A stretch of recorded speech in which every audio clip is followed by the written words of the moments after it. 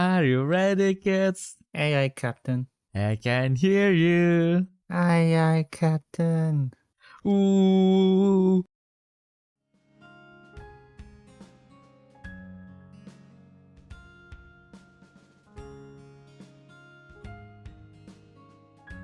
Hello everyone and welcome back to the Refresh Step where you recover yourself for the main step. I'm your host for today, tomorrow and the foreseeable future, Theodore Lu. And I'm with the hottest battler in the UK and admin of the Battlespace English Wiki, Ayumu Seiki. Hello. So yeah, Ayumu, how are you doing? I'm actually doing pretty well today. Because I Oh, won my nice. Pokemon locals. Yay! Nice to hear that because I am still kind of, well, dying is a strong word, but basically I'm still really exhausted because last week, you know who came over? My son, my one and only son, Awabia came over. So like, yeah, as usual, it's not like we are on the bad terms, but like, you know, like he has, when we compare it to animals, like he is like a really active like golden retriever, and I'm like a retired greyhound. So like, yep, it's like keeping up with him is like really hard. But like, he's already here, so like might as well. We played a lot. I think like we like spent like one whole day just playing Wild Spirits. Hopefully we get enough footage to actually make something. But regardless, his main goal to come here is not just to play Battle Spirits because, yeah, as you know, we can do it online. What he came here for is because we have the Germany's largest anime event by volume, Dokomi. Although like Amamiya himself doesn't really like Dokomi because like he feels like, yeah, Dokomi is a little bit more mainstream, so like they do invite like more Germans more guests that are like more relevant to like the German audience in which he is in. So like most of the guests aren't like really relevant to him. And yeah, I mean like at times like it can feel like Dokomi is just big. It's like, yep, it's big, and then like, okay, so there are lots of people selling lots of stuff, but like, yeah, that's about it. So like what he dragged me into was he dragged me into the karaoke room, and then we basically just sang our heart out for like 8-9 hours. So like we entered the karaoke room at like 1 p.m. and we left at around, I left at around 5. So for me it's only 6 hours, but he left at around 6:18, so he did it for like 7 hours. Yeah, we basically paid $40 to sing all day, basically. Not bad, I guess. $40 thing. Wait, $40 staying a whole day? 40, yeah. 40. Yeah, that's okay. still pretty good, I guess. Sorry, Yeah. did you say if there's any food or not? Or it's just karaoke? It's just karaoke. It's also yeah. Well, then again, it is the whole day. Yeah. Well, I mean, I like don't I know. sang like 3-4 songs, but yeah, still. I mean, like. Okay, that's not worth it. Yeah. So because basically how we do it is basically you go there and then they have kind of like an app, like a web app, and then you basically put your song in the queue, and then when your song is in the queue, then you can basically just go up front, use the mic, and sing your heart out. But basically, if there's any song that you're familiar with, some usually like the etiquette there is you can ask like the one who requested the song, like, can I sing together with you, if you want. Otherwise, you can just stay in your seat and maybe just sing along, but not with a microphone. But like if you want to sing with a microphone, like sometimes Amamiya did that, and the guy that he sang to like kind of like sang with him like when his song came up. So it's still like it's still an event. So like there's those kind of like things that happen that you kind of just have a connection to. Also like there's this guy who like came. I don't know if he come every year because like last year I did not come, but like 2 years ago he also cosplayed as Kiryu from Yakuza, like a dragon. All right. Okay. Yeah.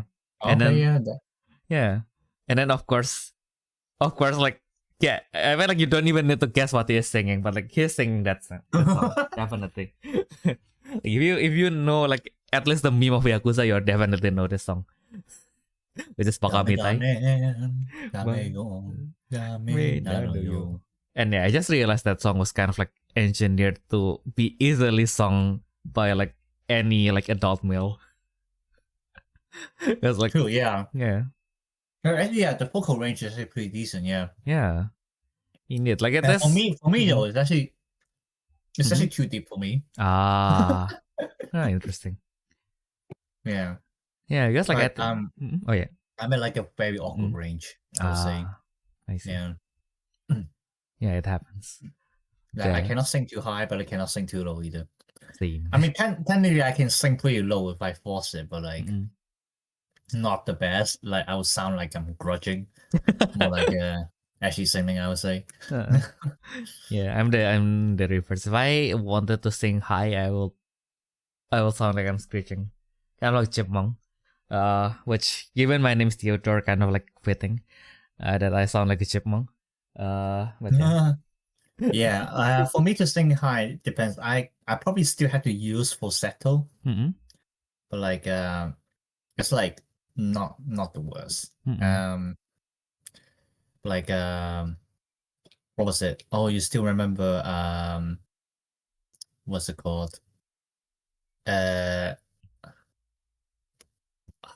think it's called Spark, you know, from Kiara. Oh yeah. I can sing that. Oh, nice. and I actually sang in the karaoke as well, and then like I basically kind of wow my girlfriend with it. Nice. Ex-girlfriend. Yeah. I think like my usual go-to is after my friend introduced me to it as kind of like the savior of song. It's a duet, but it's the opening for Arpeggio of Blue Steel. The song by Nano and My First Story. But it's kind of like a thing where if I sang by myself in my room, I would feel very comfortable. But like if I was to sing myself like in front of people, I was like be like, oh my god, I'm a nervous wreck. Yeah, I'm actually because I actually got used to singing in front of people, so I was like, whatever. I mean, I didn't mess up quite a few times in front of them as well, so like at this point, I don't really care. Yeah, I mean, like karaoke is less about like singing well and more about like letting your heart out. So it's just why I mean that's true, but like also personally, I think like if you sound too bad, then like things can get really awkward. Like so it's like I don't know, man. It's like I think like in the end, like it's as usual, right? Like it depends on like the situation. But like, I think if it's in an event like in the one that we went to, I think like at that point you just shout, like even if your voice is bad. Like I think this should be like a safe space where you can just express yourself, because like I think like lots of people, I wouldn't say they sing bad. Like their singing was like actually like pretty nice, but I think they either don't have like a good command of like the microphone, which actually if Amamiya did not tell me how to hold the microphone properly, I will probably suffer the same thing. So I think like because they don't handle the microphone properly, their voice like wasn't really like getting the microphone. Oh yeah, I mean that's a different thing, but like I mean like no. So and then like the second one is I don't feel like they are like they're not I mean, you know, like they are not loose yet. So like they feel like they're still like feel like really restricted. So like they sing like really quietly. So like I mean like it's an event. So like just let loose, just let your voice out. Sing from whatever you breathe from. I guess. Yeah, but yeah. Yep, continue. Now I lost my thoughts. What was I going to say? Lost in thought. Which reminds me, I opened a box of Grand Archive. just to look for Lost in Thought, and I got one single Lost in Thought. What a fitting pull.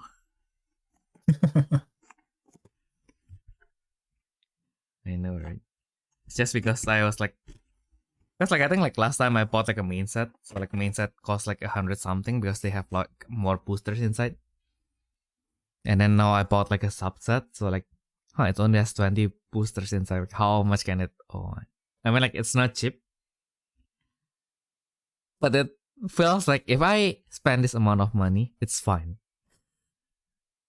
I said that well, if I wanted to play Grand Archive, I still miss like a lot of like staples that box could have like bought me like at least like 3 or 5 of those staples, and then like maybe I can't play yet, but like at least maybe in 3 months I can gather everything eventually. Yeah. 3 or 4 months. Maybe. I mean, like, depending on how, I mean, like, it in that case, I want to spend, like, really little every month, right? I mean, like, if I wanted to just spend everything, then I guess I can afford them now, but, like, yeah, I'm not in the mood to spend that much. Also, my copy of Rune Factory Guardians of Azuma is coming in 2 days, so I have to prepare money for that as well, unfortunately. So, yeah.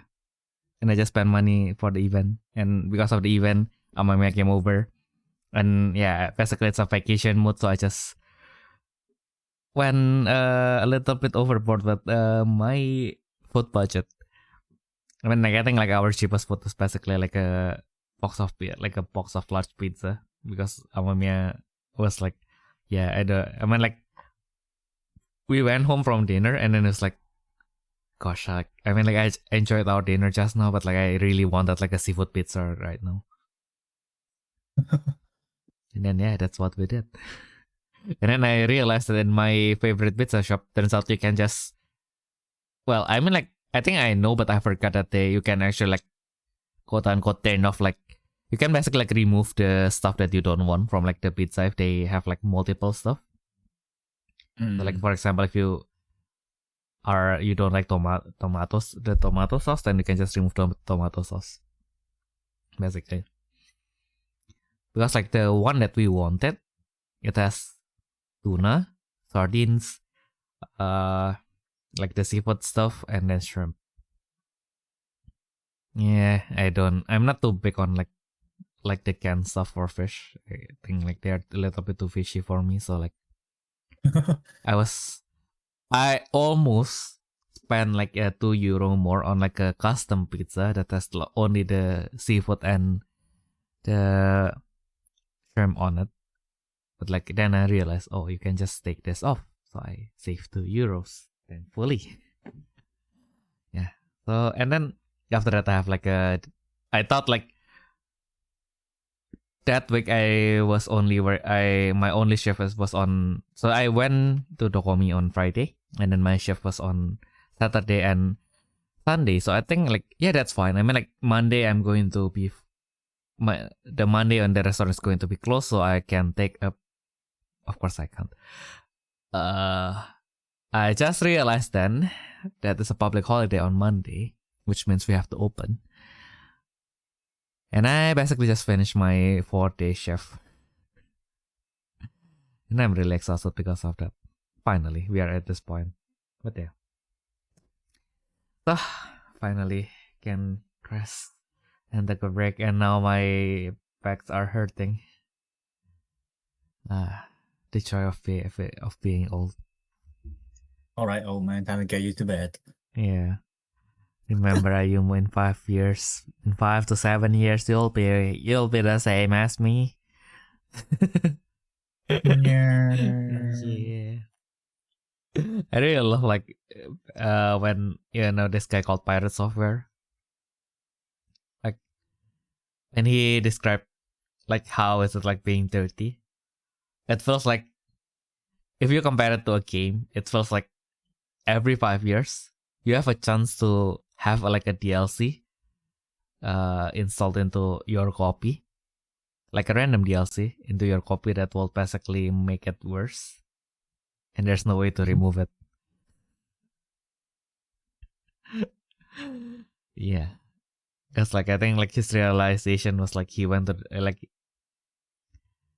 he like his shoulder like hurts when he does like a specific movement, and then when he went to the doctor and asked like, yeah, what can I do about this, and then the doctor just said, yeah, then don't do that. Don't do that Did he actually specific say that? movement. Did he actually say that? I guess so. I kind of forgot. I will look for the shorts and send it to you later. But like that's what I remembered. Bruh. So maybe that's less of like, maybe that's just his paraphrasing. But like basically, doctor say that yeah, at this point, like it is already permanent. So like don't trigger it too much. Like don't strain that muscle too much, because then it will actually cause problem. Basically, I think. Okay. Yeah. Okay. I mean, I suppose like if they actually like kind of like explained it, that kind of makes sense. Because I was like thinking like the meme, so, like doctor, I heard when I do this, then don't do that. Yeah. Yeah, I think like it. Yeah, no, that mentioned there is some meme like that. God damn it. Yeah, that was a meme like that. Yeah. Yeah. Interesting. As if art was made to imitate life. Okay. Bruh. Yeah, I dropped my signed Lamy card. I was trying to, because like I put like my Lamy cards like near to my workplace, right? And then yeah, basically I don't know when that happens, but like this one particular card, like it was way too close to the edge, so I was like trying to push it back, and then like the frame was barely supporting the magnetic loader, so like when I touched it a little bit, it just fell down. It fell into my desk anyway, so it wasn't that bad of a fall, so it's just a little bit startling. Yep, now it's fine. Yay. I'm surrounded by blue. How calming. But blue is also the sad color. Yeah, that's probably why I'm always sad. No, just kidding. How can I be sad when I see her crying in front of... Oh, okay. Yeah, that's What? probably why. Actually, the tapestry that I put on as a decoration is the one that I got from, I think, like one of her birthday merchandises, where the theme is kind of like an engagement kind of thing. So like she was crying with the tears of happiness from being engaged, basically. So yeah, I still have a picture of a blue-haired woman crying in front of me pretty much every day when I'm working. Yeah. And of course I have my daughter judging me. Right as how I'm doing this podcast every day. Yeah. I'm silently judging you right now. At least I can't see you suddenly judging me. So that's a plus. That's actually a plus on us not using like video call to do this. I'm just gonna turn on my camera right now to just shake my head. Just to spite. Just out of spite. Yeah. Go on. No, just kidding. Go on, I dare ya. Go on, I dare you. You kind of wanted to adopt a more American accent. You think so? Like I think earlier I thought like I have like German customer, but I think like one of like I think like their like English accent is a little bit closer to like more American accent, so I'm not sure where they are from. But certainly they live in Germany now, so they speak some like one of them speak German, so I guess they are like probably like German American. Like the other one certainly wasn't, I guess, because like wasn't German. I mean, like he did not spend like that much time in Germany yet, basically. Oh, okay. Yeah.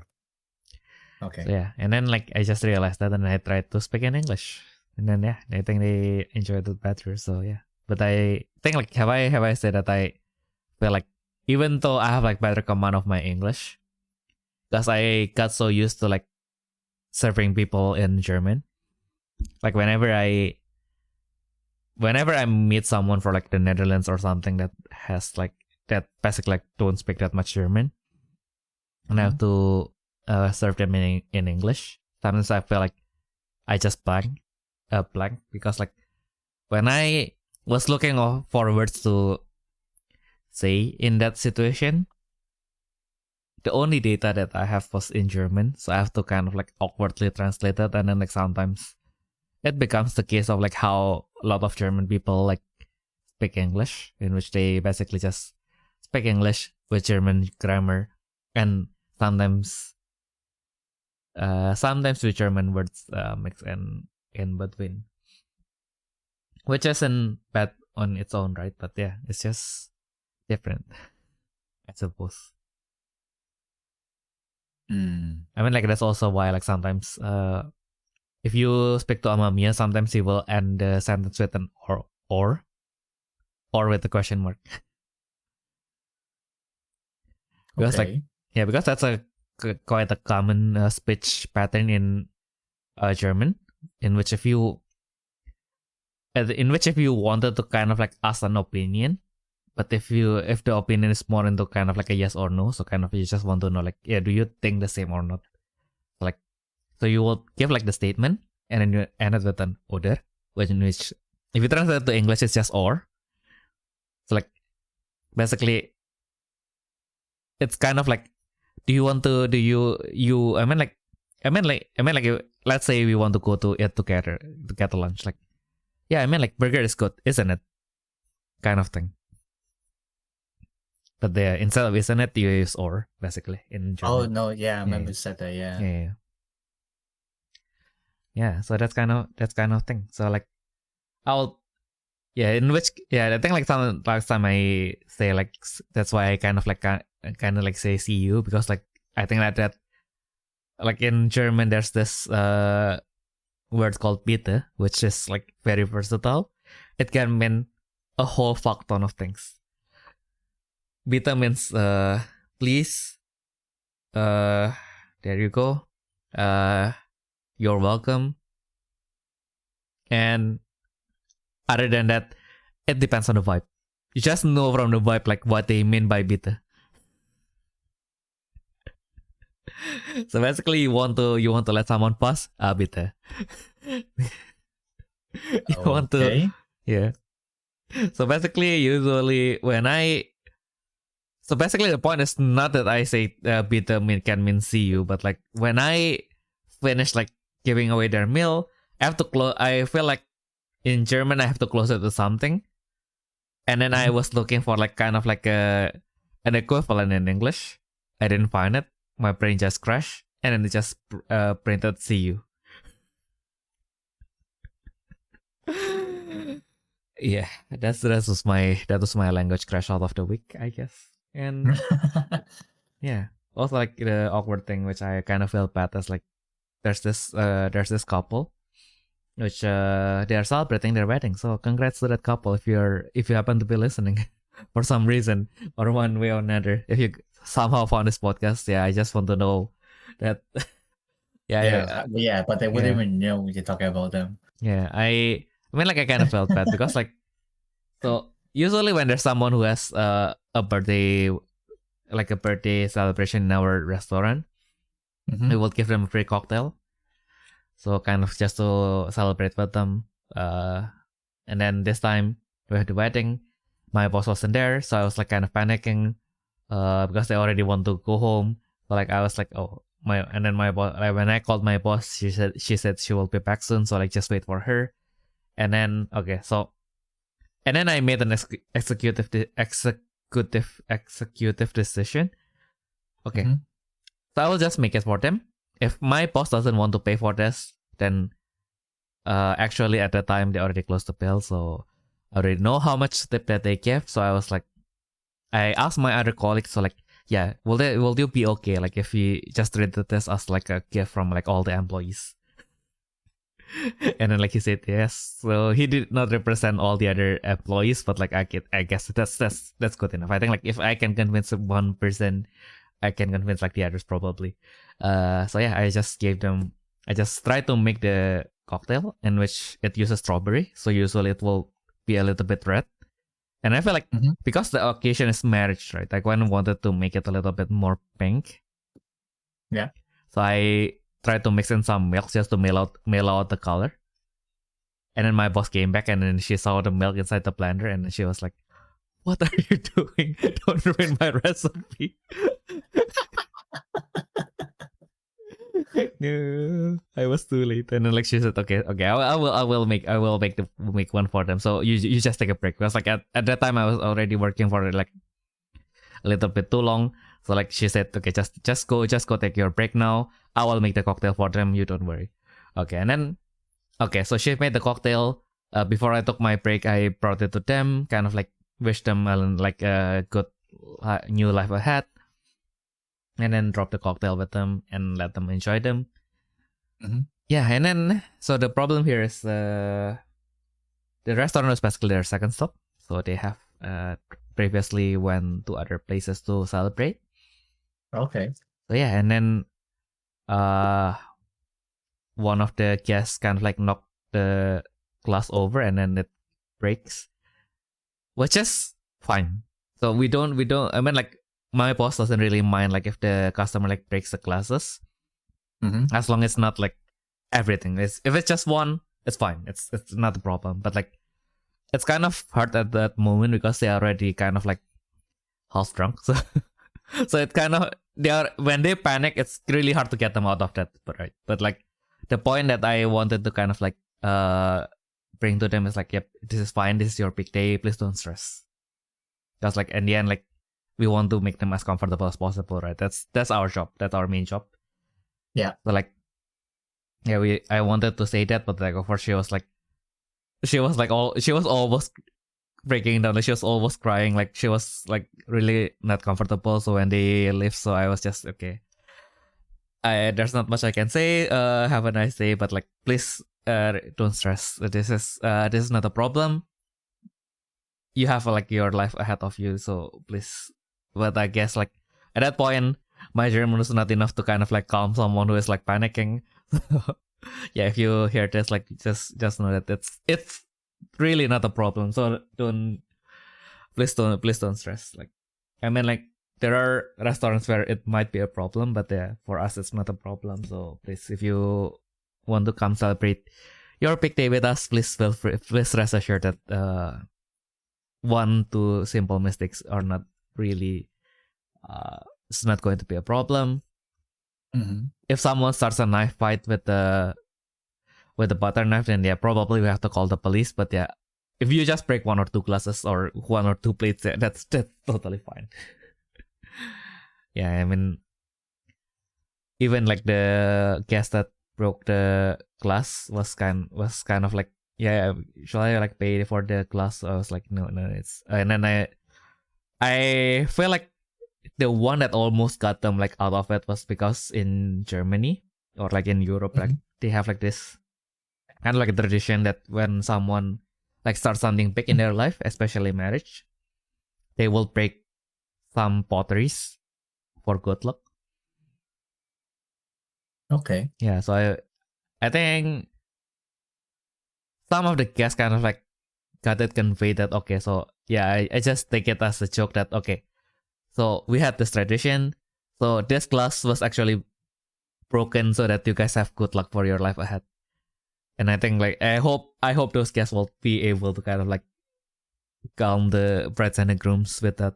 Because like when I came to collect like the glass shards, because of course we don't want them to. It's more because we don't want them to get hurt, of course. Like the bride, like the groom was already like sitting on another the chair of another table because like he was like, oh my goodness, this is a stressful situation kind of. Is making like that kind of face like okay. Yeah, that's not what I want. You guys like this is you guys' happy day, so like I want you guys to be happy, please. Don't show me that. And No, don't be yeah. sad. No, right. And then the karma is like that's basically what my dentist said to me when I entered the room, like slightly flustered. Like he was like, whenever I try to explain something to him, it's just like, no, don't stress, don't stress, don't stress, don't stress, don't stress, don't stress. I mean, to be fair, it's also their job because if you're panicking, then like they're gonna like ruin your mouth or something like that. True.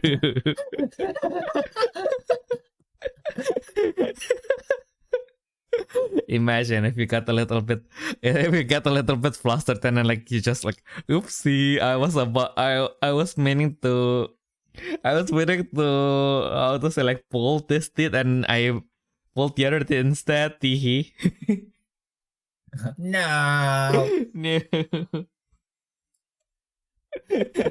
But then again, have I told you like when he like I had like this one teeth that I have that he has pulled out because it was like totally problematic, like the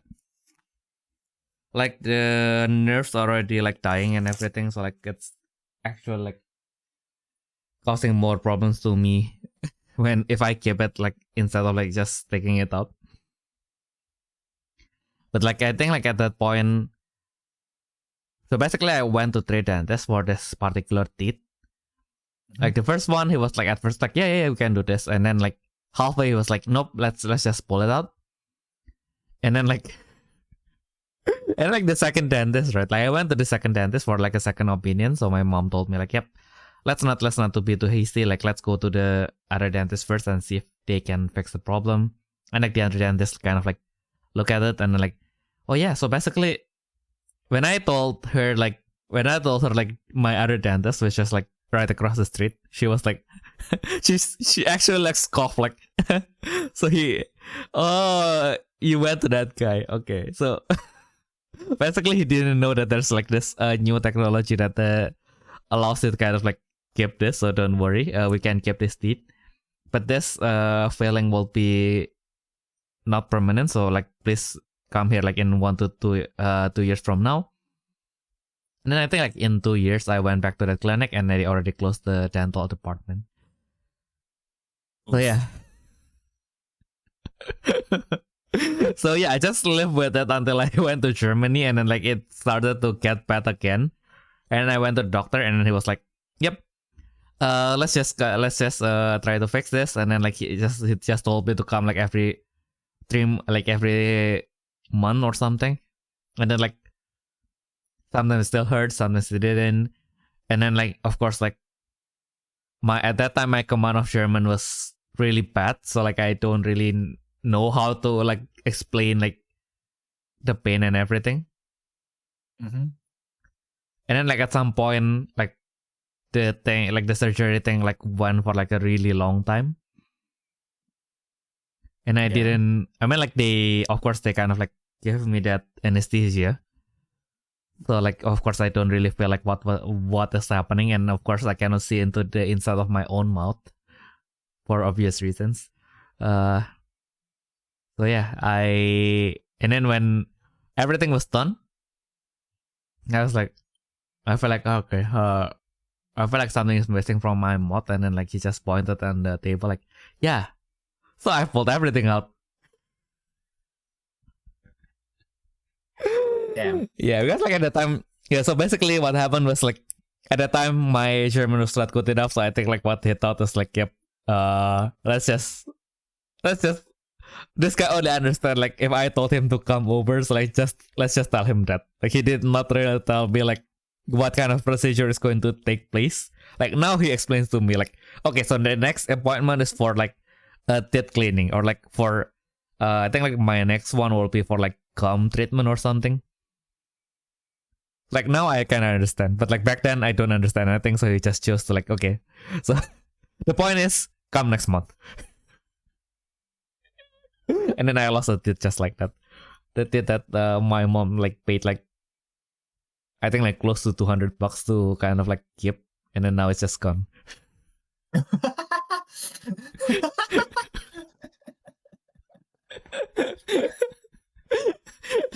Like I was like that was actually my first thought. Like, oh my god, I have to tell my mom. This is hilarious. Like, this is like a tragically hilarious. Like, mom, you spent like almost $200 to get me to keep this teeth, and then like now it's just gone. The doctor didn't tell me anything. He just pulled it out. He just pulled that teeth out. Big Sag. I know, right? That was like kind of like that is actually kind of cinema. It was like, oh wow, that just happened. Like all of my other friends who are like way younger, they went to the dentist. Like the biggest emotional turmoil that they get is like getting their wisdom teeth pulled, and then like now my biggest emotional turmoil is like okay. So my mom spent $200 on one of my teeth, and now it's gone. Good old days. Yeah, but that one is already way too bad. Which kind of reminds me one of my university friend, like his teeth was already beyond saving. So like I think at that point he just gave up. Yeah, he's a nice guy. As long as he didn't open his mouth a little bit too big, then yeah, he can be a little bit intimidating in a 90s pirate movies kind of way. And speaking of intimidating, like he's a tall and like big guy, right? Like he has a funny story in which like of course like Indonesia public order sometimes can be a little bit sketchy. So like one day he was like walking like in a dark alleyway, like he was limping because he was so tired. And then like one guy would try to rob him. So like of course like you also like the usual like get all of your money out, and then like my friend was like, because he was so tired he barely hears like what the guy was saying, so he was like genuinely just like standing up, and then he asked him like what, and then like the moment he stood up, like the like the robber just straight up just ran away, because like oh my god, so this hunchback is like actually like kind of like a hulking big guy. And I suppose it's also like extra threatening when like you're just acting you don't care. Yeah, you just like casually stand up like what? What?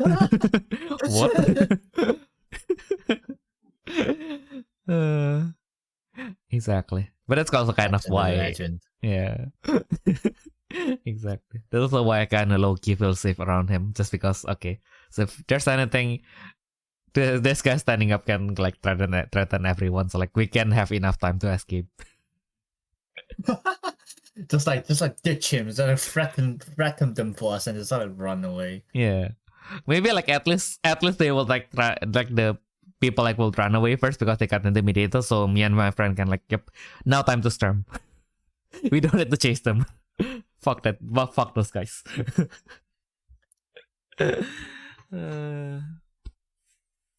Fair enough. Yeah. Speaking of ditching someone, like you know, like they said that if you and your friend are like being chased by a bear, like people say that you don't need to run faster than the bear, right? You just need to run faster than your other friends, right? Oh yeah, I heard about that. Yeah. I was chasing, like when Amamiya was here, like we were chasing a train, and then I left him by like a few meters, and then I was like, and then afterwards I just told him like, yep, if we ever, at least I know now that if we ever meet a bear, and I go out with you, I will definitely survive. But what if you've seen two bears? Then we are fucked. Then we are done, and nobody's going to live to tell the tale. Or maybe the other bear will find Amamiya more appetizing. I don't know.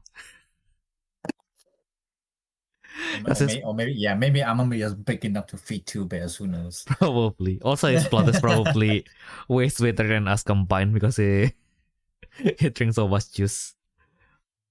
But yeah. Okay, let's not get too deep into this. Yeah, that's a little bit too deep, but yeah.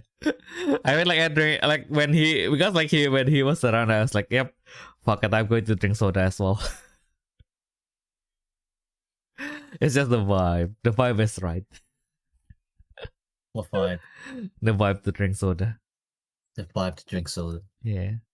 Talking about vibe, I actually just like bought 20 wings from KFC today. Yo. I'm still waiting to eat them after this. But like, basically, I was like walking back home with my friend, and then like, we walked past KFC. He also hasn't had his dinner yet, so I was like, you know what, I'll just get some KFC. Yeah. And we realized it's like the 20 wings time. Because like I don't know if it's the same in Germany, but like basically they regularly do 20 wings. Yeah. It's I like think they have in like a periodic time. And so I was like, you know what, it's time. Yeah, it's winging time. Yeah, it's wing time. Yeah, that's why I do like every time they do that offer. I just like have it like once, basically.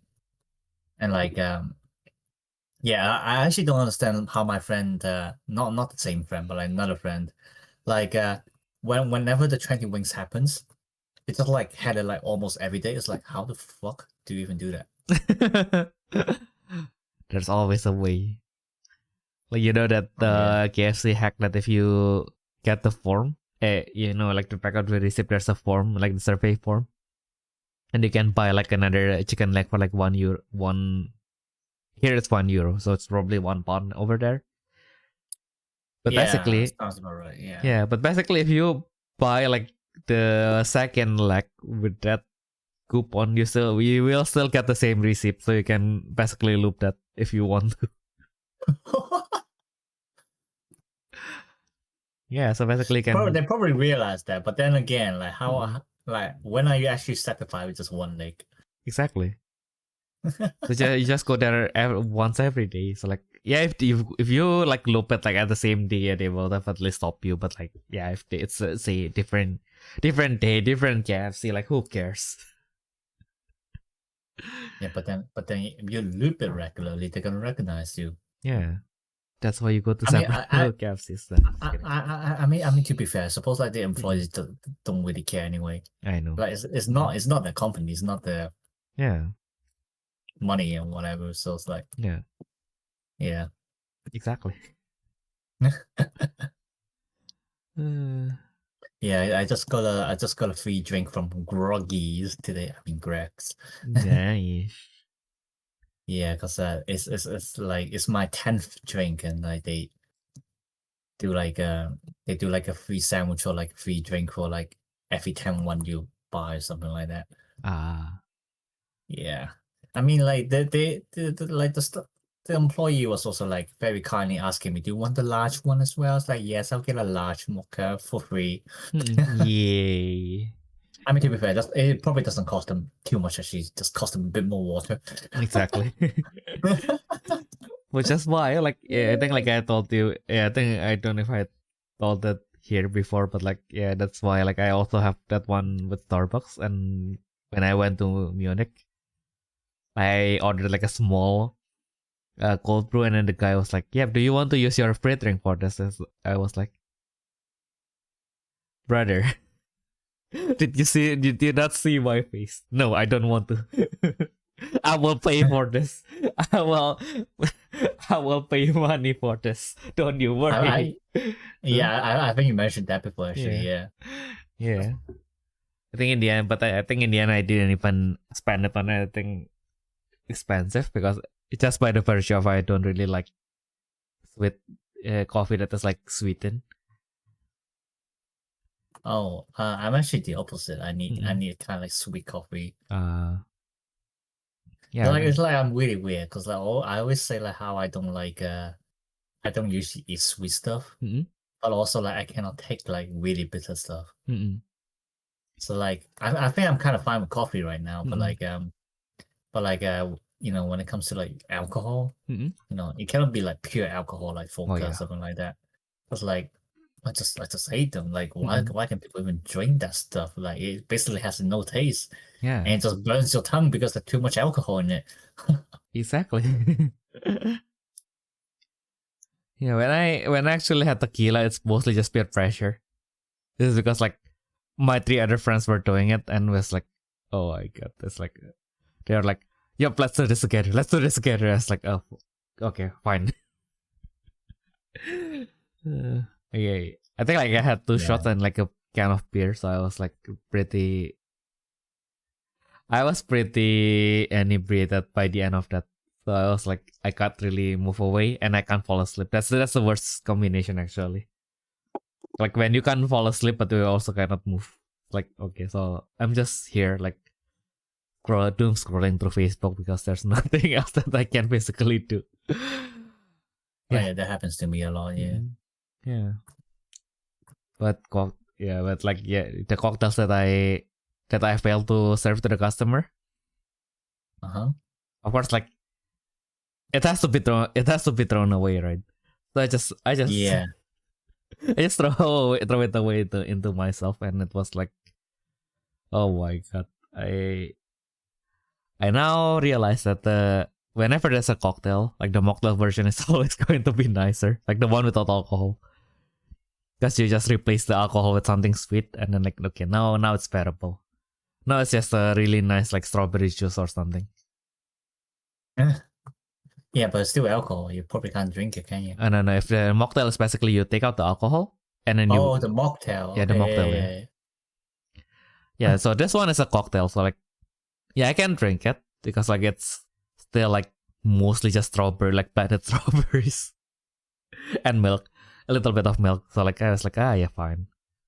But also it's lukewarm, so that's also like why it's like kind of like it's more than because like it was lukewarm because like I left it all day, so like the ice has already all melted. So I was like, so the mouthfeel was a little bit, but that sounds freaking disgusting, bro. Yeah, why did I do that to myself? Yeah, why did you do that to yourself? I don't know. It feels like a waste. So like yeah. But yeah, it was a nice experiment. I mean, like the color turned out to be nice as like I have what I imagined. The taste not as much. I think I needed to add a little bit more sugar, a lot of sugar actually. Because I don't know. That's like with coffee, right? And now I can drink coffee quote unquote straight because coffee is still a plant. It was meant to be a new tree. It needed energy to grow from that bean into a tree, right? So of course it has the natural sugar inside. Yeah. So basically, with some tinkering, and lots of milk, you can basically drink coffee without additional sugar, and it will still taste kind of sweet. Also, Okay. lots of acquired taste. I think it took me like a whole year before I can, like maybe 3 months, maybe not the whole year, maybe 3 months until I can kind of like drink black coffee. Yeah. Yeah. I can drink black coffee pretty well right now already. Yeah. But just like usually if I have a choice, I just go for mocha or latte. Oh yeah, latte is nice. Yeah, latte is pretty good. Yeah. Oh my god! But like talking about food, it's like, I can't, like, it's not like I can't believe, but like like Japanese cuisine is like everywhere now, especially in the UK. Oh yeah. So like I was really surprised when like my friend was like a few more years older than me, probably like about your age actually. Never actually had any Japanese food, period. And so like we went to like it was like a Wise was local, and then like because like one of us like finally got like a permanent job. Oh. So we were like celebrating with her. Nice. And then like so like we went to this Japanese restaurant, which I really hate going because it's in Chinatown. But Okay. I'm not gonna stop my friends because of my personal beef. Like they actually also kind of know about it. Like I told them, but like you know what, like whatever. At most I get some awkward stares from staff members. Like that's it. But yeah. And then I was like with this friend, and then like And then like we were looking at the menu, and then like they just asked me, "So, Andy's, what's sashimi?" And then like my mind just like stopped working because like how the fuck do I even explain that? It's like it's just like raw fish. And then like yeah, and so like yeah, and so yeah, I had to explain that to him, and then like and then what was it that he was also asking? Yeah, he was asking about a lot of stuff. And then like he was and then like he was like and what's unagi is like ew. I was like, wait, what's ew? And I literally had to show him a picture. I was like, oh, that kind of stuff. Wait, they eat that here? And I was like, it was pretty good. You might want to try it, but like he wasn't going to risk it. Oh, so I'm playing Minecraft. There was a creeper behind me. Classic. Yeah, I was just like casually building up I was just like building up the floor in like my really big like spa. I'm actually building the happy spa from Kamen Rider Revised. Nice. But yeah, I think the floor was too big and I didn't light them up, so a creeper spawned on there. And I was talking about sashimi, and then I just like started hearing hissing behind me. Like, oh shit! excuse me. But like anyway, yeah. So like I ordered some unagi myself. So like I let him try like a piece later. I was like, he was like, oh, I gotta order that next time. It's like I know, right? yeah, and then like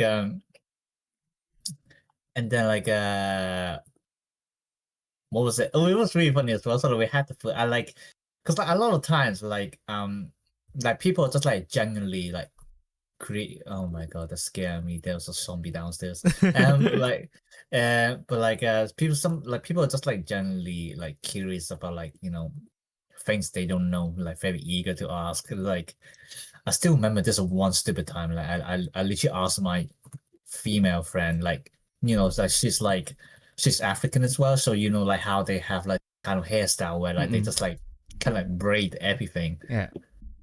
And I literally asked her, do you braid that every day? And then like she just like laughed her ass out. Because you don't. Yeah. You don't know. But like anyway, yeah, back to the friend, and then like he was like asking quite a lot of like innocent questions. But like I think like the best one he asked me was like so. And so like Andy's like you like have this kind of food like you make this kind of food like back at home as well, don't you? And then like I can't remember the exact question, but I was just like paraphrasing it. And then like and then I was like you're basically lumping British and German cuisine together. and then he was like, oops, I'm sorry. It's like, no, I'm not. This is really funny. Yeah, and then like and then it's so funny, like the sashimi came, and then like he was like he had to ask me how to eat the sashimi as well. So like, how do we eat this? Like it's like, I mean, you can just eat it raw. You can like put in some soy sauce, and then like he just like had it raw first. And like this. Oh, actually no, it was really funny as well. So like I don't know, like I don't know if it's actually just never saw raw salmon or something like that. Like it came, and then like he asked me, "What kind of fish is that?" It's like, it's salmon. It's literally orange with stripes. Can you not recognize that? And it's the most European fish on the menu. Yeah, I don't blame him. We've never seen it before. Like I'm not even like trying to laugh at him. It's like genuinely funny when people ask me about that. It's like, cause especially in Britain, it's like it doesn't even come from like a rural area, because like it comes from like Edinburgh or something like that. So it's just like really funny. And then like he never had wasabi before as well. Yeah. So like I was like, okay, yeah, so I can have it raw. You can try to dip into the sauce, and you can try to add some wasabi as well. And it's like, how does wasabi taste like? I heard it's like really spicy or something like that. And I was like, it's not exactly spicy, but like I suppose you can call it that. And it's like, how does it feel then? And then like I think like this is like the best description I would always give when it comes to wasabi. It's like So like imagine you drank too much Coke and then the bubble just like come up through your throat, through your nose. You know, like that's basically how you feel if you have too much wasabi on it. And then like yeah, and then like he tried it and I was like, okay, I get what you mean. Yes, the guessing experience. What the guessing experience? Jesus Christ. Yeah. But like yeah, it's just like just my friend being extremely British, I guess. Yeah. But like what else? Like he we had like a lot of really funny conversations. He also like asked about what was it like Dora. Yeah, he asked me what was dorayaki, which is like, you know, like the things that Doraemon has. Yeah. And then like his girl, this time with his girlfriend like, asked me like, how does red bean paste taste like? It's like, how do I even answer that? Because like especially since, you know, like they don't do like beans, you know, they don't do the such with beans. Yeah. So like I can't really give them like a comparison. And like the best description I can give it was like it's like what do you call it? I can't remember the name again. I actually can't remember the name. Describe it. You know like the nut that is green when it becomes an ice cream. Pistachio? Pistachio, there you go. I can't never remember his name. Yeah. Because like the Chinese name is so easy to remember. Like in Chinese, we literally just call it happy nut. That's literally how we call them. Nuts. Yeah. Not freaking pistachio.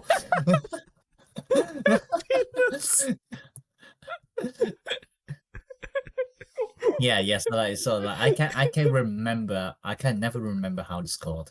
But yes, pistachio. Yeah, I was like, it's kind of similar to pistachio, I guess. And then you know, they kind of agree with me. So like, you know what? Let's go with that discussion from now on. Yeah, so can't get over happy nuts, but yeah. Glad that my favorite ice cream flavor is actually a happy flavor in Chinese. Yippee! But yeah, really, like the couple explored a lot of stuff on that night. Oh yeah, he asked me like, what's mochi as well, and I was and then like, it's just so hard to explain, you know, 'cause, like the cuisine is like so different, you know, everything they make is like so different from like a British cuisine, you know. So I was like, oh my god, how do I even explain that?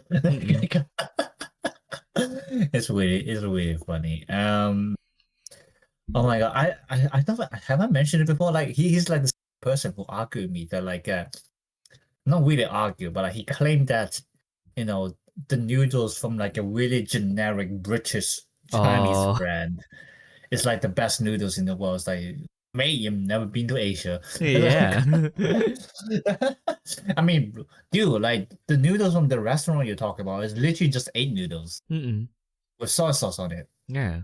Like it's not even that good. but like he just like claims like it's like the best one. So like, you know, like whatever, mate, I'm gonna get you some instant noodles from Hong Kong. Yeah. And then you're gonna agree with me. Exactly. Just get them some Indomie. Yeah, maybe that. I'll make them happen next time. Yeah. Just get them their jumbo Indomie and then they will feel like, okay, this is our relation. This is a gift from God himself. Oh, that reminds me, I don't actually have jumbo Indomie over here. Yeah. Well, I guess we could just buy a few more packs. Exactly. Oh, it's actually really funny as well, because like sometimes like I go to get some like groceries that obviously doesn't have to be in the fridge.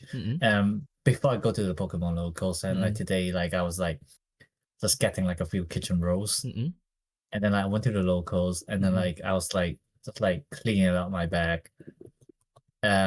So I like took out like the kitchen rolls, and then my friend just like looked at me and was like, why the fuck are you suddenly taking out kitchen rules?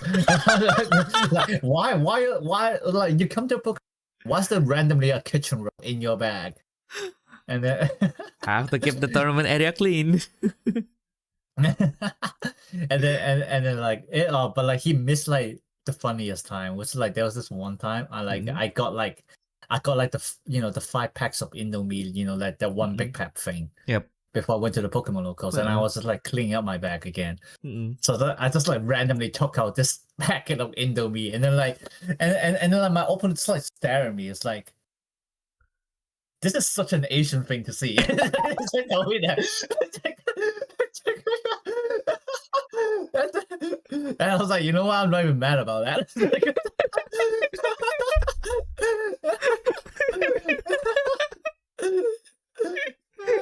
As an Indonesian, I approve. Yeah, it's like oh yeah, like there's like there's also like how like these things that you can only say that because like you're in this in that race, like how like only black people can say the N-word because they're black. Okay. And so like for us, like the equivalent is a dog joke. And then like, I still remember when I went to EOIC, which is like the really huge Pokemon tournament every year. Yep. I think actually like this year we broke the record for like being like the largest Pokemon events again in London. But like yeah, so like we like we finished our games, we went to have our lunch, and then like Fisher was with us even though he doesn't play. He just like there to vibe, there to chill, and then like and so like the two of us, and then plus like one of my British Pokemon friends just like hanging out and like go to lunch, and then like and then my British friend asked, so what are we having now? And then I Fisher something, I feel like having some dog. and then I was like, I agree. And then he just stared at the two of us. It's like he just like didn't know what to say. It's like,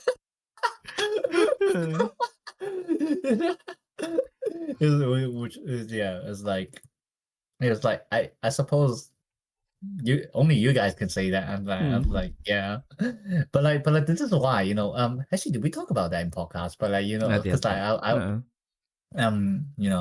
went to like I went out with Fisher again because like around like 2 weeks ago I was in London again, and then what was I there for?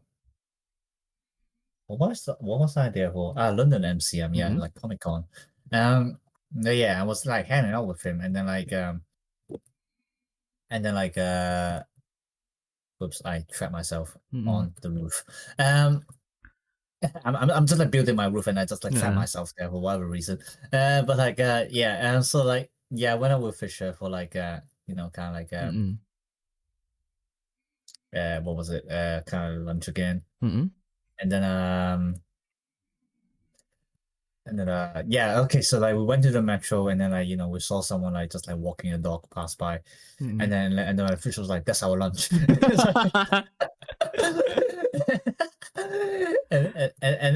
it's like, and then I was like, you know what, we're gonna start printing those like what do you call it, like the business cards. No, business cards, yeah, the business cards. But like because like like how like there's like a joke going around where like like your black friends will like give you like the N-word pass, if you're like friend enough with them. We need to give them like the dog pass or something like that. It's like you are allowed to like make fun of the Chinese for eating dogs. Like,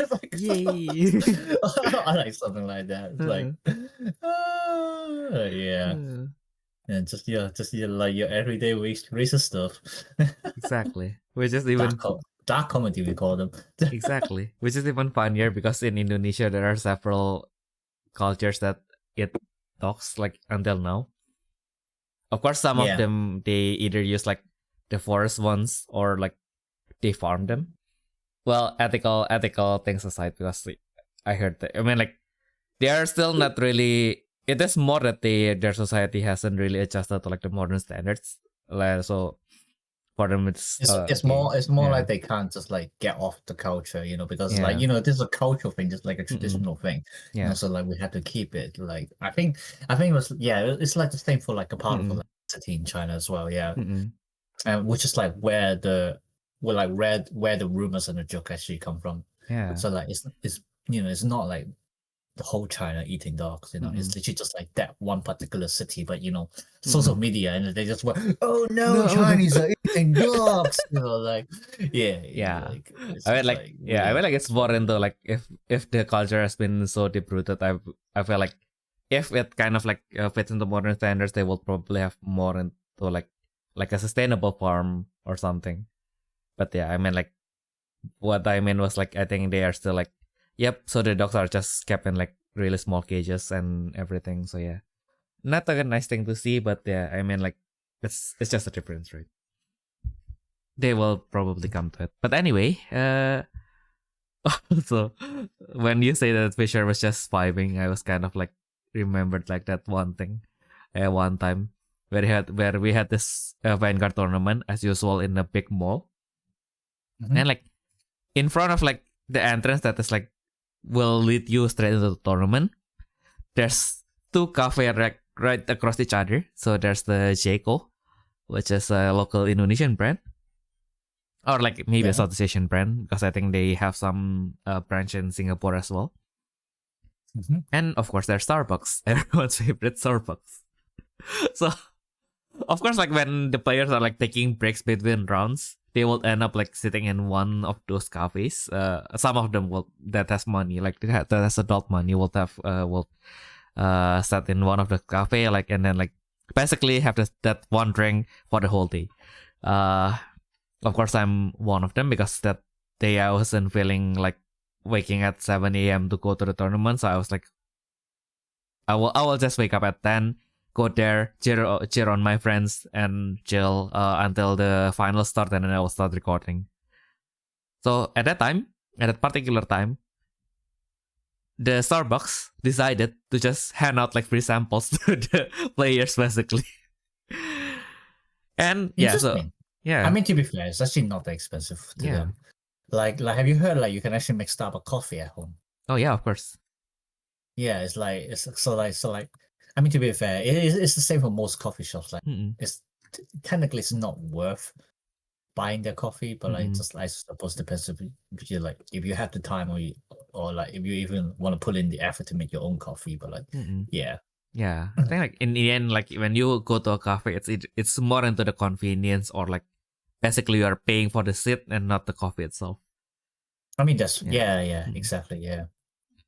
But yeah, basically, because they hand you the free coffee, I don't really need a coffee to buy more coffee right now, even though I have the adult money to buy more coffee. And then one of my friend, of course, he is taking a break, so he bought something in Seiko, so the cafe next door, because their main thing is actually not coffee, their main thing is donuts. Yeah. Okay. So basically, he just bought donuts for basically a snack between rounds. Or I think they have like lunch break, so he basically just bought some kind of like just to fill in, so that he doesn't get too full. And then I just sat down with them, with my free Starbucks sample in hand. and then I just put my Starbucks cup near to their like those signs that indicates which table you are on, and I just took photo with it. Just yep. I'm a rebel. I am drinking Starbucks in Seiko. Yeah. Bruh. Indeed. And then that's like so random, but like sure. Yeah, exactly. I think that was the one where I got dragged into like doing that administrator challenge thing. And actually we've done pretty well. So yeah, that's administrator challenge. What? Yeah. So basically usually it's more into me. I mean, like we call it admin challenge, but maybe the more correct term is kind of like a staff challenge. So basically, you play against staff, and then you get. I remember now. Yeah. Okay. Yeah, I don't know when did we start to call it the admin challenge. That's Now that you say probably that, just because it sounds cooler. Probably, yeah. Also, maybe because the culture kind of starts from forums, right? So it kind of feels more fitting that okay, so you're fighting the okay. administrator of the forums. Okay, fair enough. Yeah. That makes sense. But yeah, now maybe like lots of people will hear like, what the fuck is forum? I mean, No, like, they know yeah. what's a forum. Yeah, they probably know what is a forum, but like maybe not just why do you use the word forum in this context? Because I think like if I say that to a young German, it's like, yeah, why are you saying the name of a mall? Like the mall is everywhere in Germany. So because forum is a brand for the shopping mall. Okay. I mean, I wouldn't understand that because I've never seen one. Yeah. You actually went to one. I just never told you the one. Yeah, I probably did. We probably did. Yes. Yeah. Like, you know, I wouldn't realize, you know, that's like, yeah. you know, kind of like a German thing. Yeah. Yeah, I mean like they don't really, I mean they kind of have like the signs, but like I don't think it's really where we would see it. Like if especially that particular forum, they have like an entrance from the subway, so I always take that entrance instead. Like I never really went out of the subway and then like go in. Rarely, other than if I went somewhere else first. So yeah, I think like if I went there with you, we probably went in from the subway and then we just went back to the subway, and we never went to the entrance. So we'll never know. Yeah. We'll never know. We'll never know. Indeed. I'm talking about games. Yeah. Finally. Let me talk about my Pokemon loco today. Finally, we are back at this. We're finally done with tension. So yeah, how was your Pokemon locals today? Oh, like it was like absolute cinema. Cause like so like, you know, like I've sent you the 2 cards, you know, to show like on screen, and then like I don't know how to explain it if you like ready to play Pokemon. But like basically, you know, the 2 cards that I've shown you are like the most generic cards you can see in like literally basically every deck.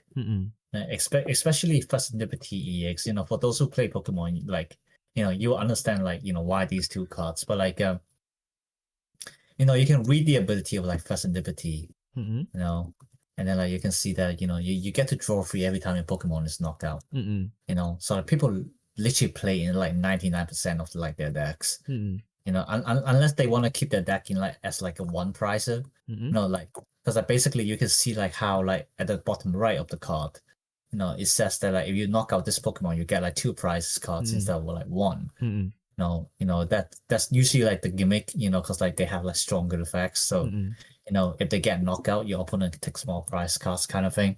So you know, like in some decks they don't run it, but like 99% of the decks you do run it. But the problem is that like with First Liberty, you know, you literally just bench it for the free draws. You basically only put it out onto the field for the free draws because you know, its attack is absolute garbage. like I'll say it this way, like right now, like the most HP in like how do I say it, in like the most prominent decks is like 300 and 320, well 330 actually, which is like the Charizard. How surprising. Yeah, of course. Yeah. But then we also have 320, which is like the Dragapult EX. So you can imagine dealing only 100 damage from like a 2 pricer is absolute garbage. So people basically never attack with it. But I did, and I won with it as well. Cinema.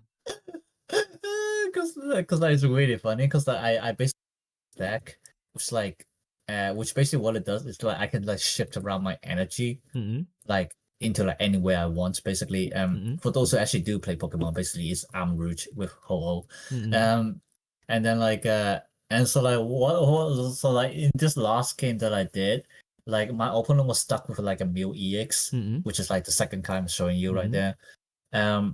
With like a Pokemon 2 called Bravery Charm, which adds like 50 HP to it. So it's like it's 230 HP. And then like and I had nothing to knock it out, so I was just like I was just like going to deal like at most damage as I can, which is why I sent out my first liberty. I deal 100 onto Mew, but because it's hitting for weakness, because the Mew has like a weakness of darkness times 2. So basically, I'm doing 200 instead of like 100 if I'm attacking with first liberty. So that's what I did. That's my first attack from first liberty. And then so my opponent, like, you know, if his Mew gets knocked out, he's losing because only got one prize card left. So he retreated his Mew into the bench, just like send out something to try to tank the attack. And then actually no, he knocked out my first liberty. That's what happened. Okay. And then what I did was like I sent out my own Mew EX. And then if you read his attack right now, which is like actually quite decent, it's like a really interesting gimmick, but like it's kind of like an occasional thing. Like you don't really attack with Mew EX, but like if you need to, it's there. Like that's one of its functions. But like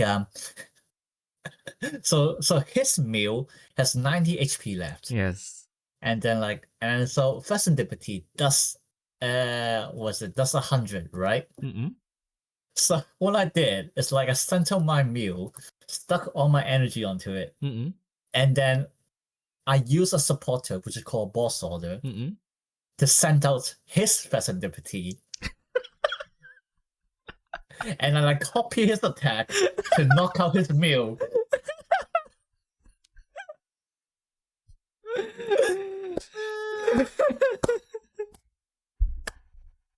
And I just won the game. I just won the loco, and then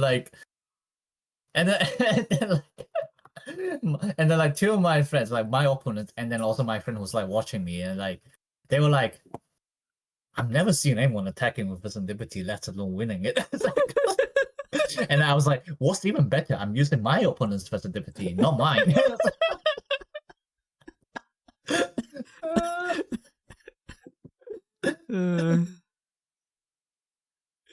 So yeah, this deck is so good. I love it.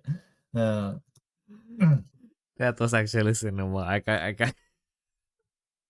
Damn, I wish I could have seen that like the first time, like without prior knowledge. That would have been absolute. I mean, no, but the thing is, if you see it without knowing how to play it, then like you wouldn't really understand how funny that was, right? Because like I suppose like if you really had to talk about like an equivalent in battle spirits, it's like basically like saying, oh my god, I need to tune my mind like back to like battle spirits first.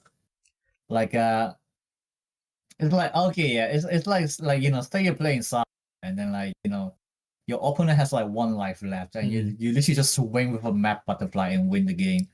Yeah. You know, it's like that. It's kind of like similar to that kind of thing, really. I don't even know how to explain it, to be fair. If you're just like playing other games, but like you know, it just works. Yeah, I think Sorry, go on. I mean, like I think like if we compare to Battle Spirits, maybe the closest thing is like if you actually win with Parvati's Grand Force. Because like, do you ever use Parvati's Grand Force other than to block? Actually. Yeah. Occasionally, like very occasionally, when you really have to block. Oh, you know what's good? You know, just swing with a Link Spirit and win. Oh yeah. That's basically what happened. I did it twice. Damn. Oh yeah, actually the Yu-Gi-Oh counterpart is probably flipping a Morphing Jar and then just no. I think like more. But most of the staples have 0 attack, so is there? Okay. I mean that's why it's stable, yeah. Max. Yeah. I will. Oh, actually, Maxi? My friend did it once because like one of the staple, it has 0 attack, but it has like 1600 defense, and then he basically got stuck. So he just set that card down, but like his opponent has like only 100 LP or left or something.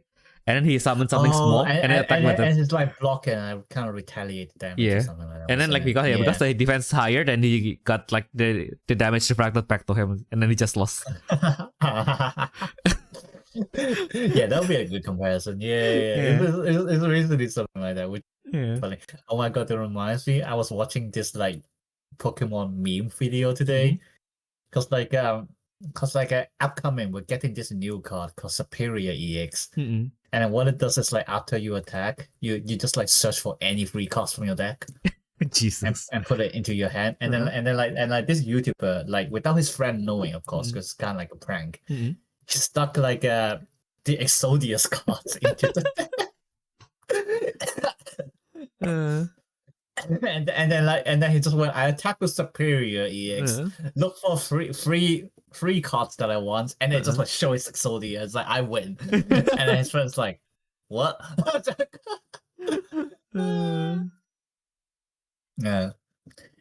like it's actually, I think I mentioned about this before, but like it's actually really surprising how much I'm enjoying Pokemon right now.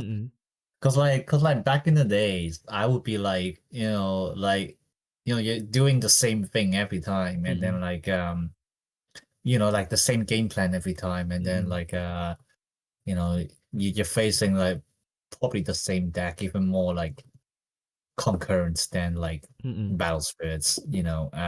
I mean, to be fair, right now not really, because you got Nyx everywhere, you got Artemis everywhere, so it's about the same. But like but even then, like Pokemon is like way simpler, right? Because like you can't interact during your opponent's turn. So like I used to think Pokemon was like really boring. I didn't really like to play it at all. But like now I'm just like really enjoying it for whatever reason. Yeah. I mean, I suppose like I just like changed my mindset, because like and like what's really funny is like I only started to change my mindset after like I started to play Wise Swords. Because like Wise Swords is another like really simple game. A lot simpler than Pokemon as well, to be fair, in my opinion. Because like at least Pokemon, they have different effects. Wise Swords is literally same set, copy the effects, different characters. Yeah. Let's be honest.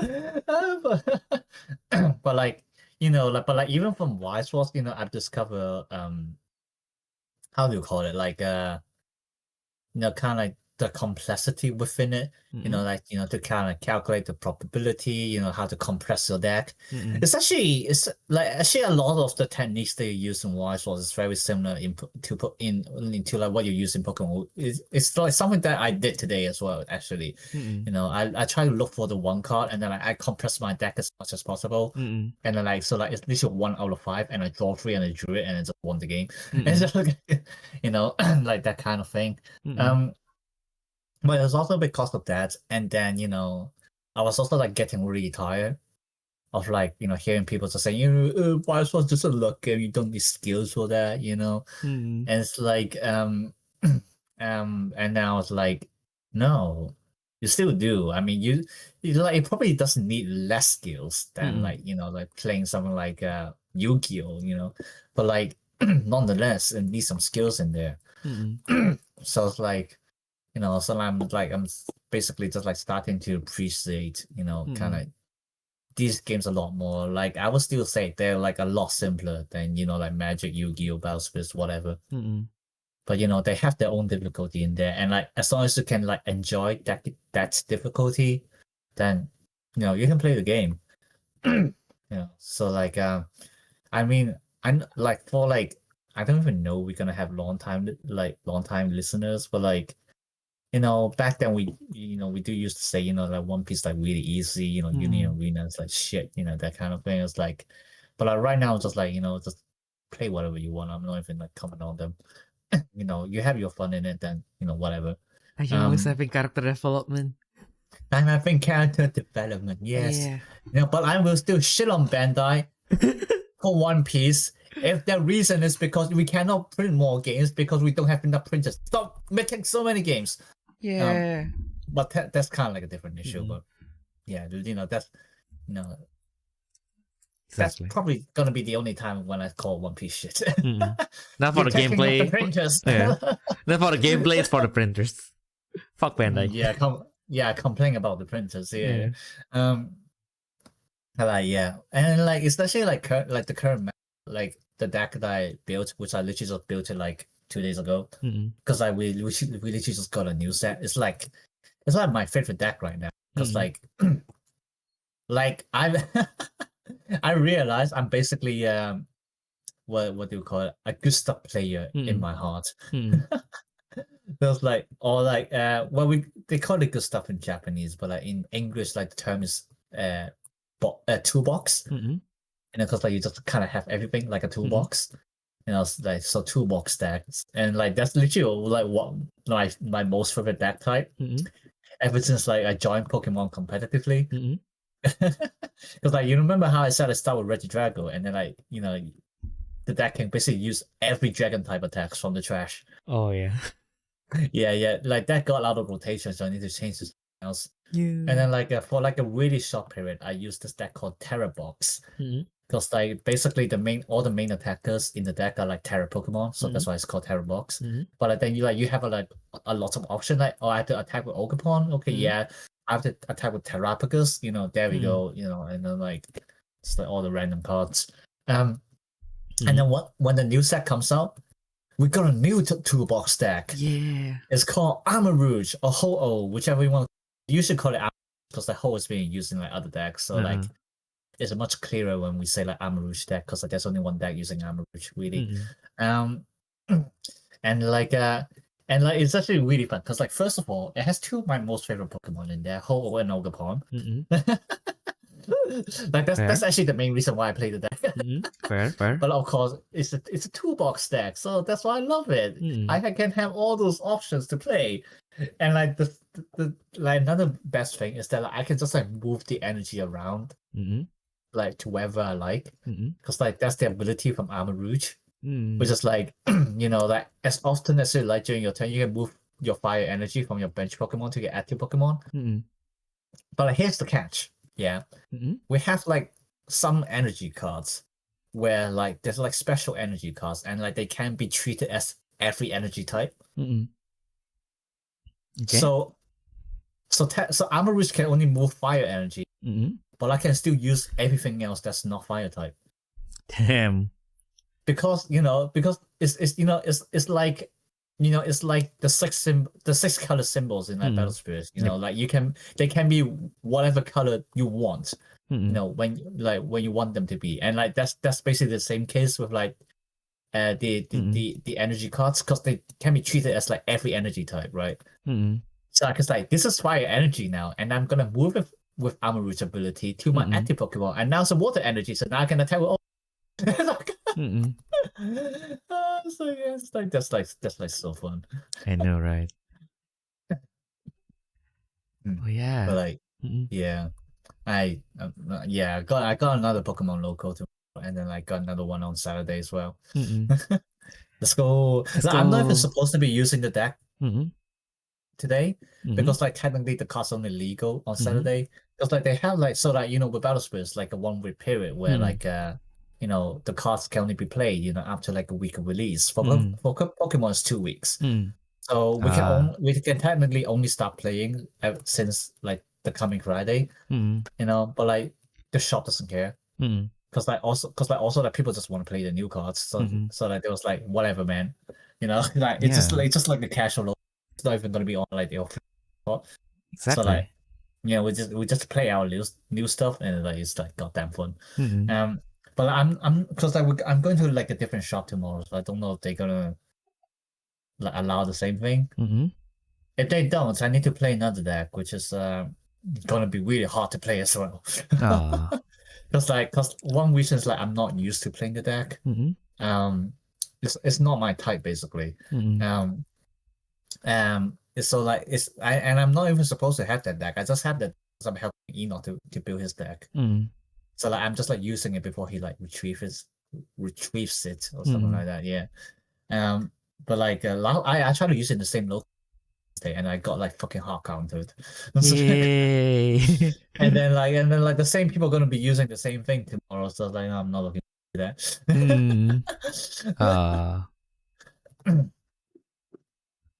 Like yeah. just rambling about Pokemon. Oh, I gotta catch up with like the Pokemon episodes as well. Yeah. I just like didn't feel like it, and then I'm like back to catching up with like Orb, Mm-hmm. like Movement of the Earth. That anime. Yeah. Like it's so good, but it's like one of those anime where you be like in a certain mood to actually watch it. Yeah. That's also why I haven't started watching it, because I feel like I wanted a day where I don't really have anything to do. I can just binge everything. Fair enough. Yeah, for me it's like because like the anime itself is just like really depressing. Because like obviously it's about like people being just like scientists or like theorists being oppressed by religion, that kind of thing. Yeah. So it gets really depressing.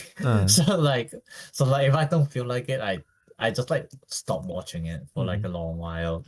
And to be fair, it's the same with Pokemon as well. But like the thing with Pokemon is just like because obviously like at the basis it's still like mainly for kids.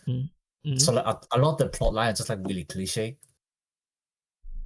And so like so that then so like I was like so I would be like looking at the preview and then like there was like, oh, this is what's going to be happening. I mean, to be fair, obviously they don't say that, but you can kind of guess it, right?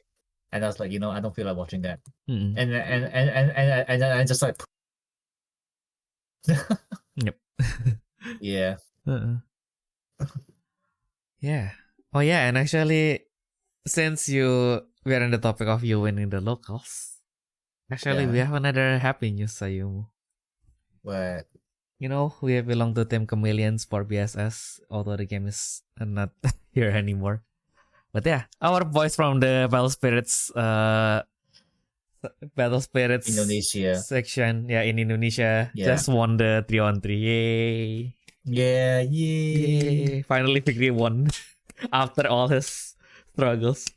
Sadly, but he was the one who used Armor Beast, right?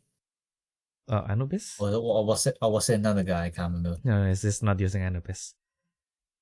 No. I think Armor Beast. Armor Beast. No. Yes, that is Farhan, which they are on the same team, by the way.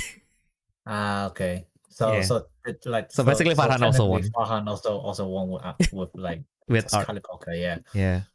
So their team is like what you expect. Artemis, Nyx, and Hera. Oh. Yep.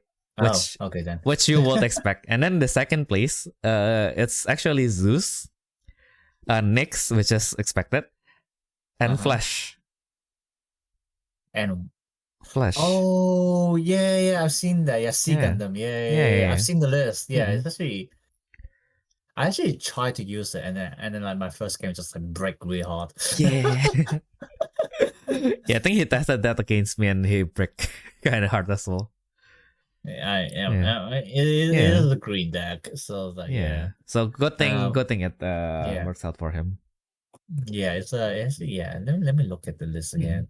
Oh, it's like so down. It's so far in the chat. I just found it. Yeah, I think I guess I can share my screen. Why not? No, I mean you can like share the list or something. Yeah. Wait. Up. Yeah, like surprisingly, actually, what was breaking me the most was like 0-3. Oh yeah. I did not like that card. But then again, I think I was facing Artemis. Like in my casual games, and then like he got Gundog. Wow, Fisher got Gundog, and then like I just like stare at my 0-3. It's like, why are you all color?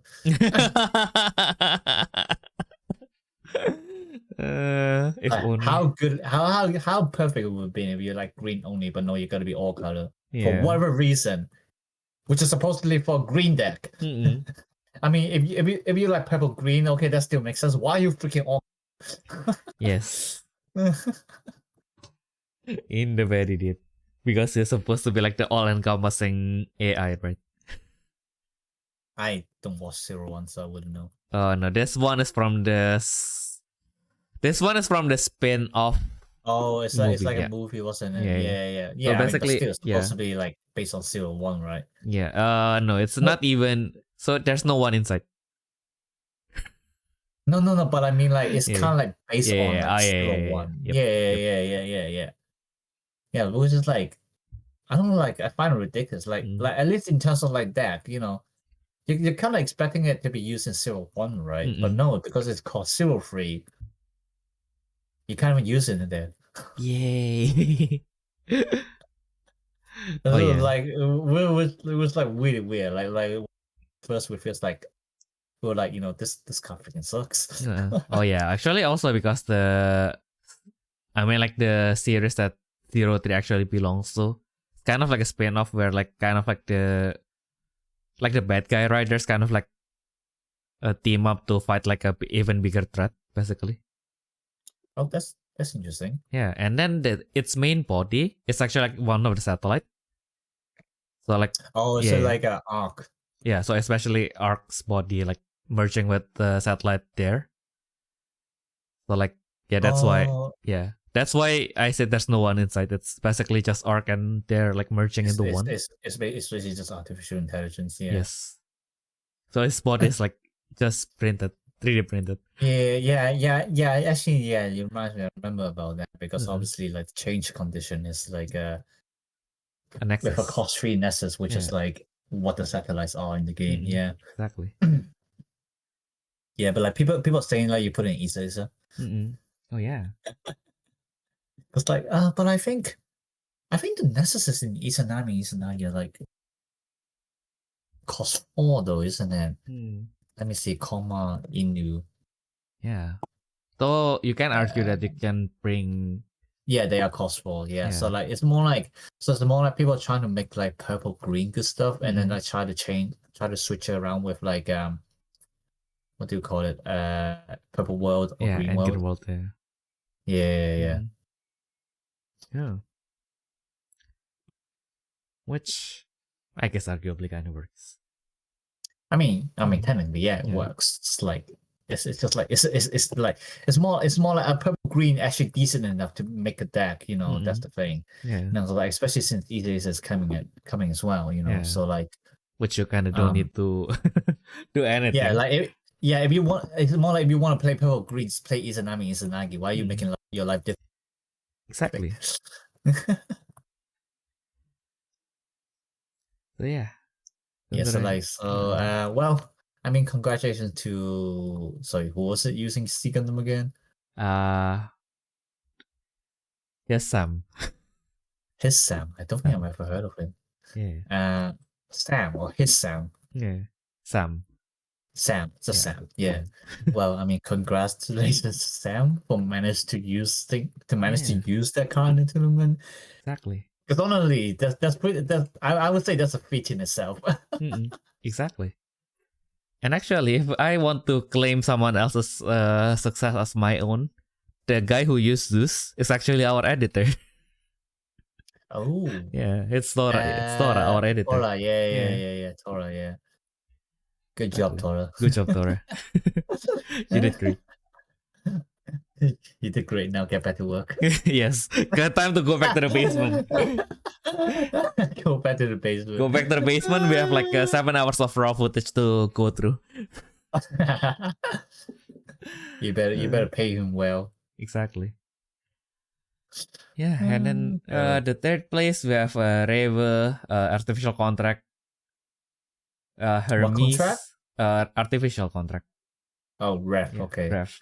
Yeah. Ref, Hermes, and Artemis. Okay. The H is silence in Hermes. Yeah, Hermes. Yeah. Yeah. Remember that. Yeah. Hermes. No. Just to get the Indonesian way. No. Yes, Hermes. Hermes. And then the fourth one is Hades, Athena, and Hephaestus. Yes. Nice. I suddenly forgot his name. Yeah. His name is really difficult to remember.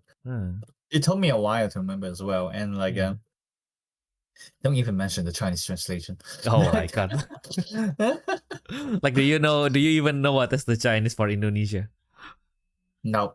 It's in. I forgot the tone, but it's the word is basically in Tunisia. Wait, let me open up Google Translate. Translate.google.com. Indonesian to Chinese. Chinese simplified Indonesia. So into ni. Wait. So that's what you're talking about. I thought you're asking me if I know Hephaestus in Chinese. Okay, no. So Indonesia. Into ni. Indonesia. Indonesia. Indonesia. Yeah. Yeah. Indonesia. It's basically kind of like the same accent. Yeah. Same tone. I mean, yeah. Or like I don't know. It's like I'm from Hong Kong. Like we're mixing English anyway. So yeah. It doesn't really matter. If it works. Yeah. Also, Yeah. like I think like halfway there, my teacher was like, "Fuck it. Just if you can't say Indonesia, just say ini." Ini, yeah. Ini is usually how we call it. Yeah. Ini, yeah. Yeah. Hello, Indies. Indies. Oh no. Oh no, we are now all independent now. Yeah, so I think Hephaestus in Chinese goes or something like that. I sound fucking British right there. That's like but like that's basically how you kind of pronounce it. It's actually quite simple. Like we just so happen to have like the matching sounds. But like, it's still weird, Like definitely not something that you usually say in daily life. We just like it's like cause what happens is like our Chinese game where like they have like all the Greek gods in there. But like obviously it's in Chinese and it's like we was just like and then they have their own attributes. So like, we don't even call them by the name. We just go fire Greek, water Greek, dark Greek. That's literally how we call the characters. It's so funny. Oh my goodness. Yeah. Yeah, and like Hephaestus was like fire Greek, and that's why I've been calling him. Yeah. Why do I suddenly blank as well? Like I was like, I feel like you just unlocked something like a meme. Oh yeah. So like technically speaking of how Chinese we are, like Amami is the worst Chinese out of all, like the both of us combined, right? And like when he was here, like whenever we go to a Chinese place, like he refused to speak Mandarin unless it's with his mom. I don't know. It's just like whenever the waiter approached him, he was just like replies in German. Interesting. Well, he's German, so yeah. Still, but he's German. Yeah, to be fair, like I'm, how I mentioned last time, like, like the Chinese and my Pokemon local, like most of them don't really know like speak Mandarin anyway. But like those who know, like I'm really glad they kind of respect my decisions to just like keep speaking English, even though like, they were obviously kind of like struggling with it. Like, but to be fair, I don't even feel bad for them. Because like my thought process is like, you're in Britain, you might as well practice your English. That kind of thing. Yeah. So like, unless they actually really struggle, I usually just like keep talking to them in English. But like, yeah, but even then, as I said, I kind of, I respect them for respecting my decisions. To keep like speaking English, because they are good people. Yeah. Good local. Like I'm just really glad like so far in like most of the locals I've been to, like for whatever game, I meet like mostly like good people. Cause obviously you got like one or two bad apples, but then like in general it's like they're all just like really decent people. Yeah. Yeah. Nice. Exactly. I was like, I was setting like Trello to be my default page, right? And then I was like looking at all of this idea list that I have but haven't done. Well, like your to-do list. this to-do list for the channel. Like Uh, all the video ideas that I have, but like bro, you still haven't make this. You still haven't published the video between Enoch and Julia, exactly.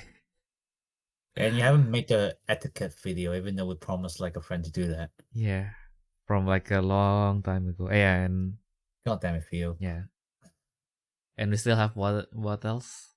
I mean, like if we can make it, I kind of wanted to make stuff for the new set, but like we'll see. Cause like yeah, I mean like we expected that we would be able to play it right away, but like of course like we do have some adjustments. And he says fucking. Also like you know what you know this will probably not be a spoiler, but because it will probably be one of the cut videos, but like a video I mean like videos that doesn't make to the cut, but like of course as a kind of like a standard, we kinda try to like make the text like face some other text, right? Like as Princess against Kekiha and such. Yeah. So yeah, and then because like Amamiya of course have more experience with handling Isa, so of course I left the handling of the Isa to him. So I tried to use the Kekiha, which to be fair I also never touch as well. So on hindsight, I mean, to be fair, pure Gekiha is like kind of shit anyway. Yeah. So yeah, basically, don't know. Yeah, every time I played with this Kekiha, like my hand's always shit. So like, yeah, this is not working. Like I think like by the end of the recording, I was like actually almost got tilted. I was like just trying to hold things in, take my breath, and then like let it go. This is just not my day. Let's go to sleep. Let it go. Let it go. And then you know what's the funniest thing? When we entered the karaoke room, like one of the first song that got selected is actually a song from Frozen. Lamau. Well, I think it's not I don't think it's Let It Go. It's actually the one from Frozen 2. Like I forgot what I never watched like any of the Frozen. I only know Let It Go just because it's everywhere. Like you can't escape it. Yeah. I think the second one is not as big as like the first one. No, definitely wasn't. I actually didn't watch it as well. I didn't watch the second one. Yeah. Why did I even watch the first one? Yeah. I can't remember. No, actually, I also don't think I ever watched the first one. I only remember bits of it. Yeah. Because I was on my flight and this guy beside me was watching it. So you watch it through someone else's lenses. Yeah, kind of exactly. Yeah. So I kind of knew what was going on, but then like I didn't actually watch the thing. I think I only watched like the song clips and it has some spoilers. And I think in the end I got spoiled as well. So like yeah, I was like it's Disney. Like how much do I need to know anyway? Yeah, exactly. Yeah. I think it's more into like the cinema experience rather than how deep the story is. Right? Like it's not going to be deep. It's Disney. Like no matter how deep is the original story is, it's not going to be deep if it's Disney. But like yeah. Well, I mean, I would argue like the older ones like has some really deep meanings to it, but like yeah. But like like the recent ones is like I think like probably like the best one they did recently is probably Mufasa. Yeah. Like I actually quite enjoy that one. Like the CGI in this like pretty damn good as well. Oh yeah. Yeah. But that's that's what they can do if you have the money of like the largest entertainment company in the world. Are you? Well, I suppose if they can't even do that, like they should just end this whole thing. Exactly. just stay with your Disney World thingy. Like stop making movies. Stop while you're ahead. Yeah, but like Mufasa was like decent. But like personally, I just don't like Disney stuff in general. Like. You know, it's not like I hate them, but like I don't like actively watch them or anything like that. Cause like and then like the last one that I actually like from Disney, I think I mentioned this before, but like it's like a live action movie, Mm-hmm. From like 2013. So like that's like a really old time. Damn. Okay. And then like it was like a story about the author of Mary Poppins like making a deal with like Walt Disney himself. Mm-hmm. And it's like called like Saving Mr. Bank. Mm-hmm. Like and like that was like one of my favorite Disney movies. Mm.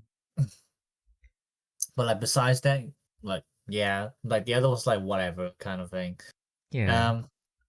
Like Monster Inc. was alright. Mm-hmm. Like when I was small, I liked Monster Inc. Mm-hmm. But like now, now it's like eh.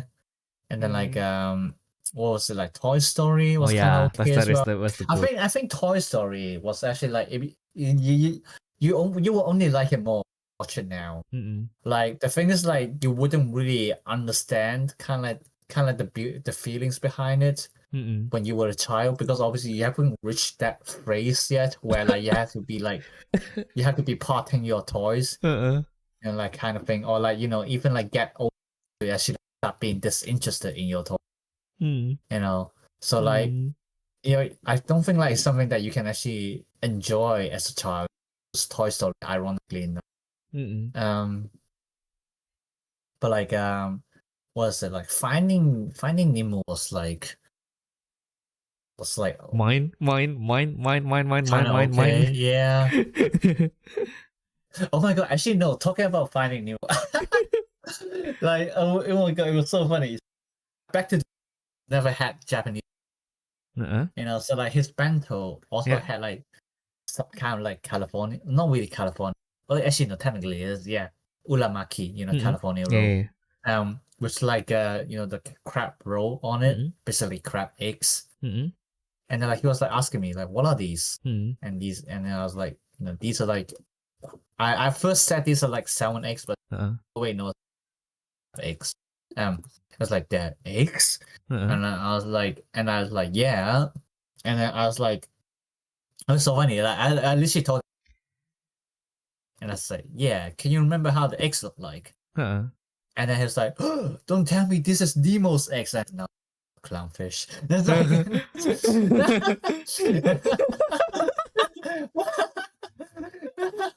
but like I was like, it's like, yeah, you can see the resemblances between those stuff. But like, yeah, like unfortunately I couldn't show him like the actual salmon. It's like obviously they're like a lot bigger than like the crab rolls. I actually really like eating salmon roll. Oh yeah. Yeah, I mean I just like sushi in general. You can just like give me any sushi, I will just eat them. Yeah. So natto. Wait, what's that? Natto. Natto is not sushi. What are you talking about? Yeah, there's a natto sushi. Oh freaking hell now, man. Oh yeah. Also, do you actually know like why they call it the California roll? Because it's from California. It's actually, the fun thing is, I think like, I don't know which one is at least it's from the US. Maybe not exactly from California, but like I mean like it's related to California in a way, but like the story that I actually like, kind of like the origin story like of this kind of food is always like kind of blurry, right? Like the one that I actually like is because the original topping is actually like the imitation crab. Like crab, basically first it's crab, but eventually it becomes imitation crab, right? And avocado. Okay. Yeah. So it's actually CA roll. So crab avocado. But of course like CA is also the state code for California. So that's how it becomes California roll. Oh. Yeah. I mean, if that's true, then that's pretty interesting. Yeah. Yeah.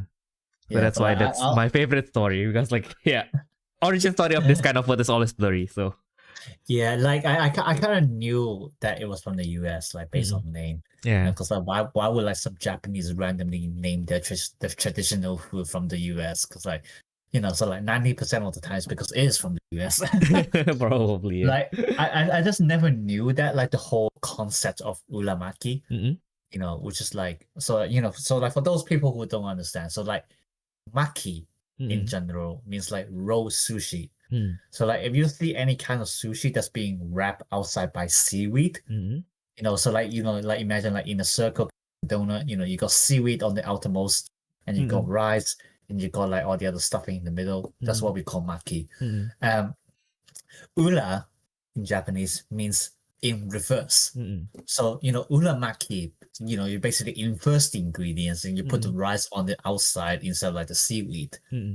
And so, but like the concept of uramaki actually came from the US. And then like in Japan they call it uramaki, but like for the rest of the world they just call it California roll. And like that's like I actually find that's pretty interesting as well. And like I've seen like quite some videos where like people like YouTubers basically they try to bring like the the US version of like the sushi to like all these like traditional sushi chefs. And then like, they all just like look at it as like, oh, interesting. It's like because I was a traditional, and like I mean, obviously, I don't know if it's like just for entertainment or like they actually don't know that. But like to be fair, most likely they actually don't know that. They actually never seen any uki before. So like when they first saw it, they just like found it really interesting. And then like here's another thing, Japanese don't actually put mayonnaise on their sushi. Yeah, that's like another like American thing, or at least like outside of Japanese culture. So like this video I watched, like the sushi chef found really interesting and quite bizarre as well, that like you put mayonnaise on sushi. And then he did not like that. I mean, like it's not even QP mayo, so let's face it. There's not enough MSG. It's not like he was offended. It's more like he ate it and it's like, yeah, you know what? I don't like mayonnaise. Like that's what he said. No, because like also the difference between like our mayonnaise like in Europe and also the mayonnaise in Japan is actually just one small ingredients. Yeah, that thing, the white powder. I think like because like there's okay, what you mean now? Because like like there's always recipe to make your own mayonnaise, right? It's sugar for those who don't understand. No, it's MSG. MSG, okay, well, similar thing, but you're basically the same thing.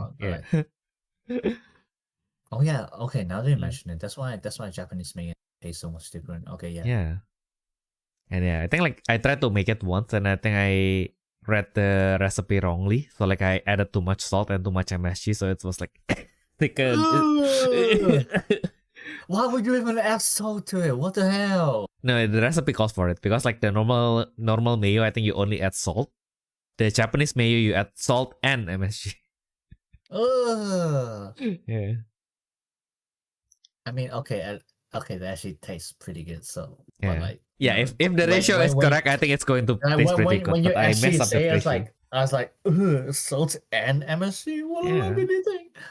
It's like, because like also like the concept is like how to make quote unquote MSG quote unquote healthy is basically, if you want to use salt, like if you need to use like 1 tablespoon of salt, then you just use a third tablespoon of salt and a third tablespoon of MSG.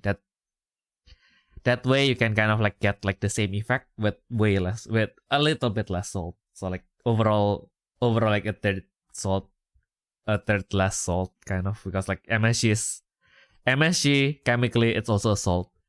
It's just a different compound of salt.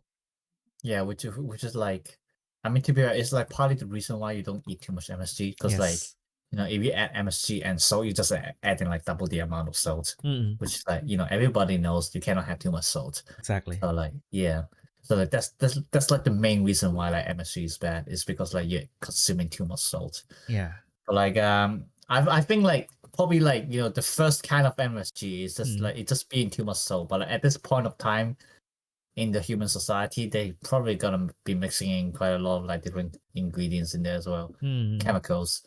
So it's like they're gonna be bad for another kind of reason. Exactly. And that kind of unlocks a memory for me, because like there was this channel that kind of like discusses like recipes from the Middle Ages, right? Yeah. Oh, yeah. I've I seen think that it's channel, Townsend yeah. or something. Yeah.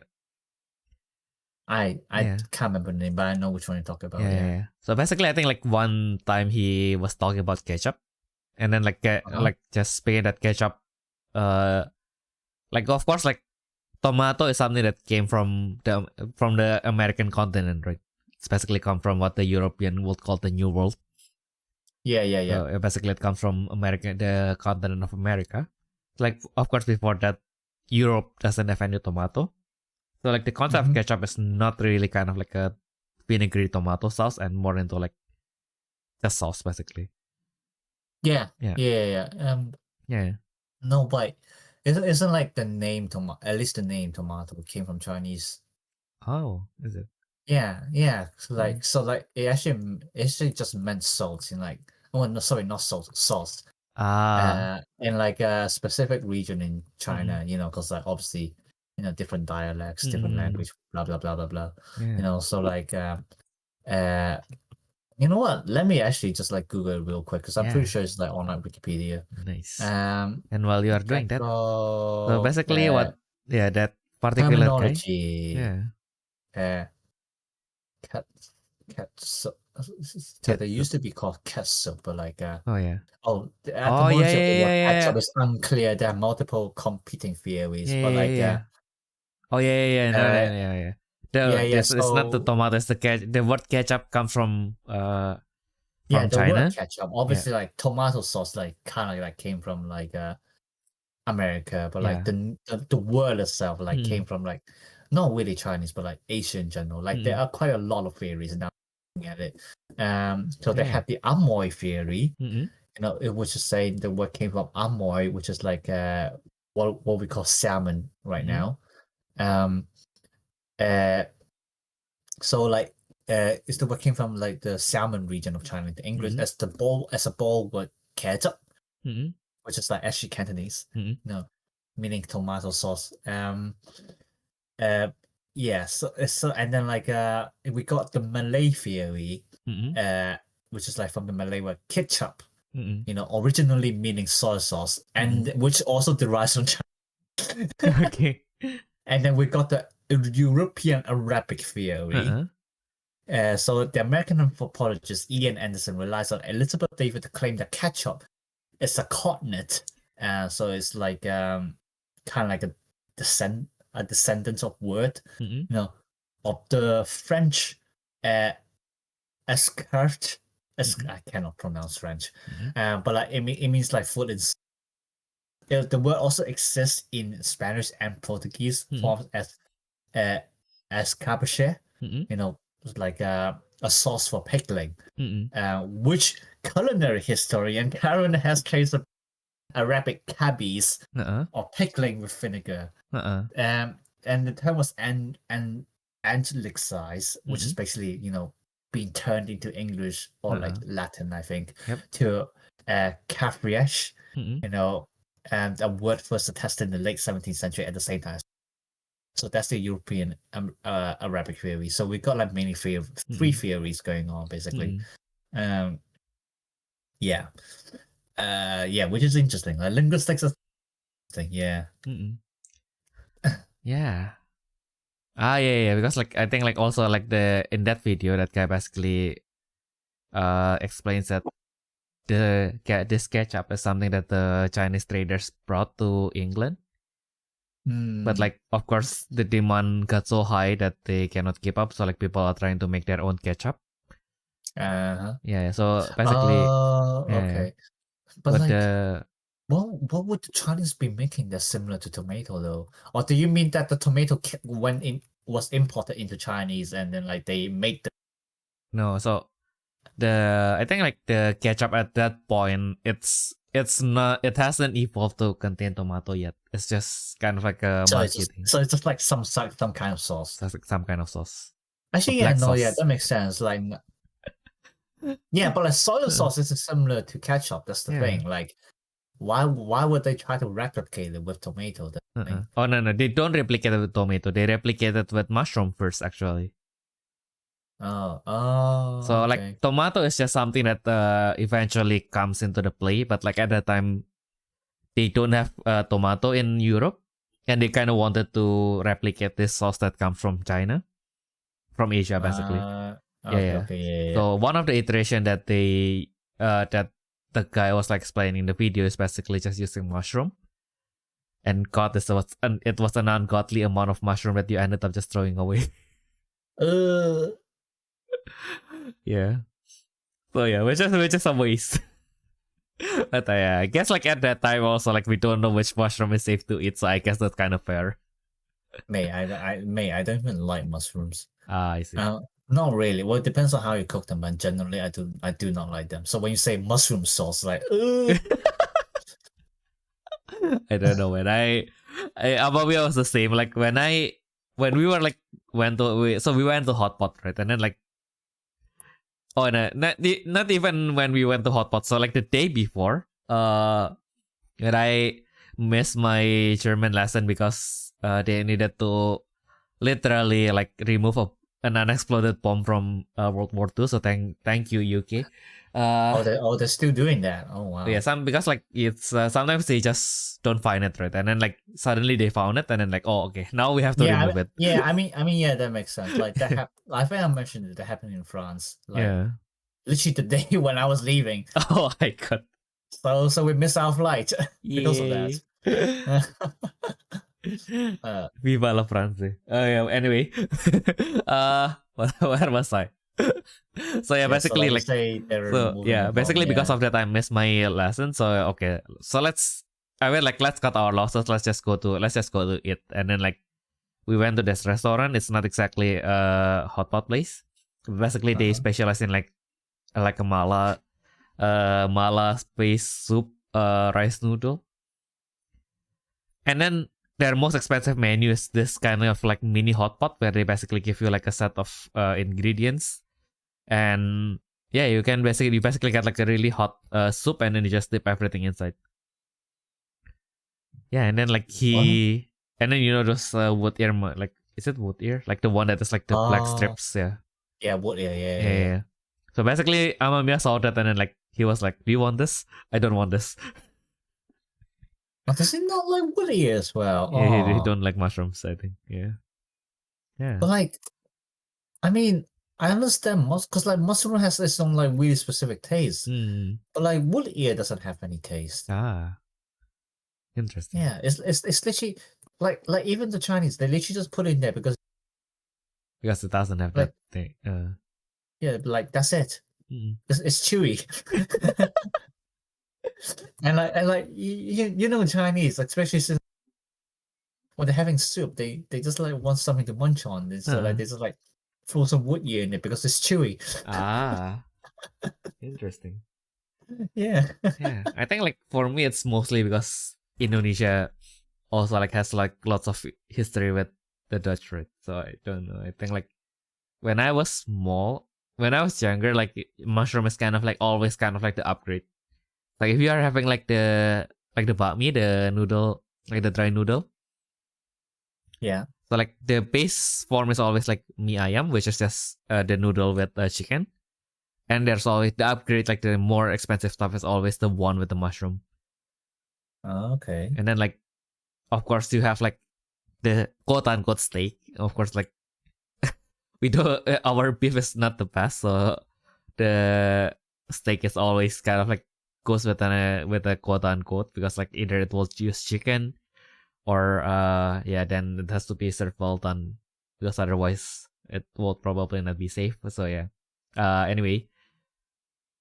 So the sauce is usually you're gonna try out steaks in Wetherspoon. They're freaking horrible. Oh yeah. At least in Germany they kind of do it. I still remember when my mom like came to the UK, and then like we went to Wetherspoon, look at the menu, and then like she was like, "Ooh, this is so cheap!" Like what was it? It wasn't even £40, like £10 for like a steak. And she was like, "I want to try that." And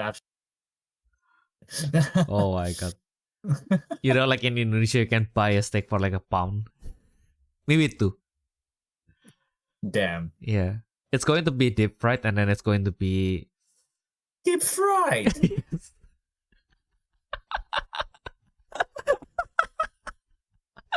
Yes, so it's basically just a beef schnitzel at that point. It's just a beef Me- cutlet with the mushroom me sauce. have no words. Yeah. Exactly. It's quite a bit deep. I mean, it's better than in deep fried, so it's 60% better probably.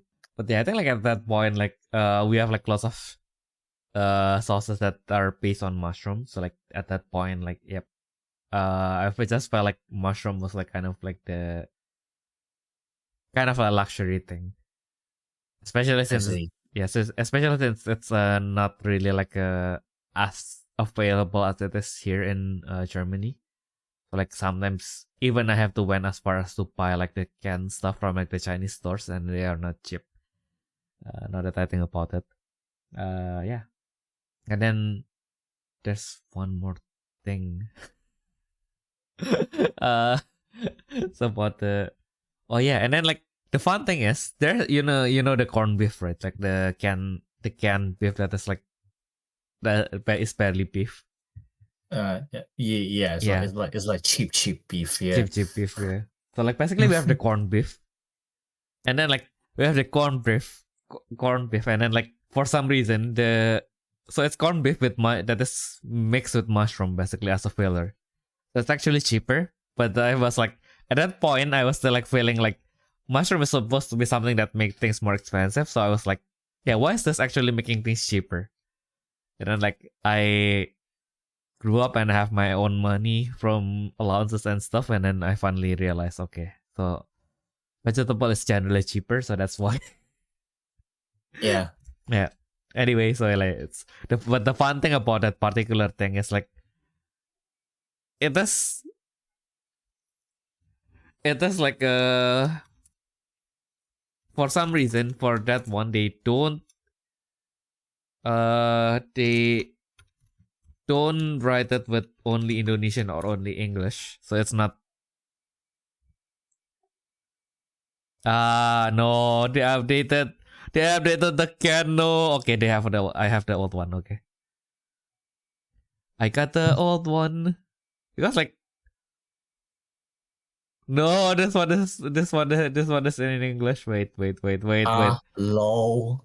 No, because like what happened was the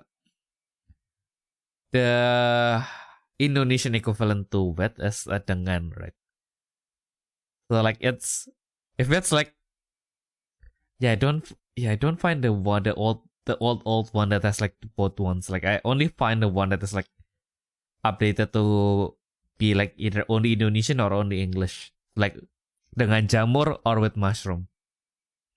But the one that really stuck with me, especially since at that time my English was not good, so I was like rated in Indonesian instead of like half Indonesian half English. So I just read it dengan mushroom.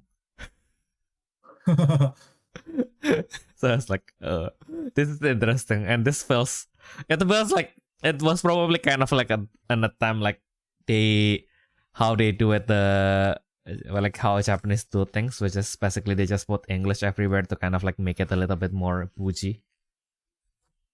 Fair enough, yeah. Yeah. So probably yeah, that's and that's my journey with mushroom. So like I always like whenever I have mushroom, like ooh, fancy. Yeah, I'm the opposite as well. Yeah. Unless it's a mushroom soup. That's like actually like there are two kinds of like mushroom. I mean, there's probably more, but like at least like what I can think of right now, there are two kinds of mushroom stuff that I actually like. So first one is mushroom soup, and the second one is mushroom sauce, specifically from KFC.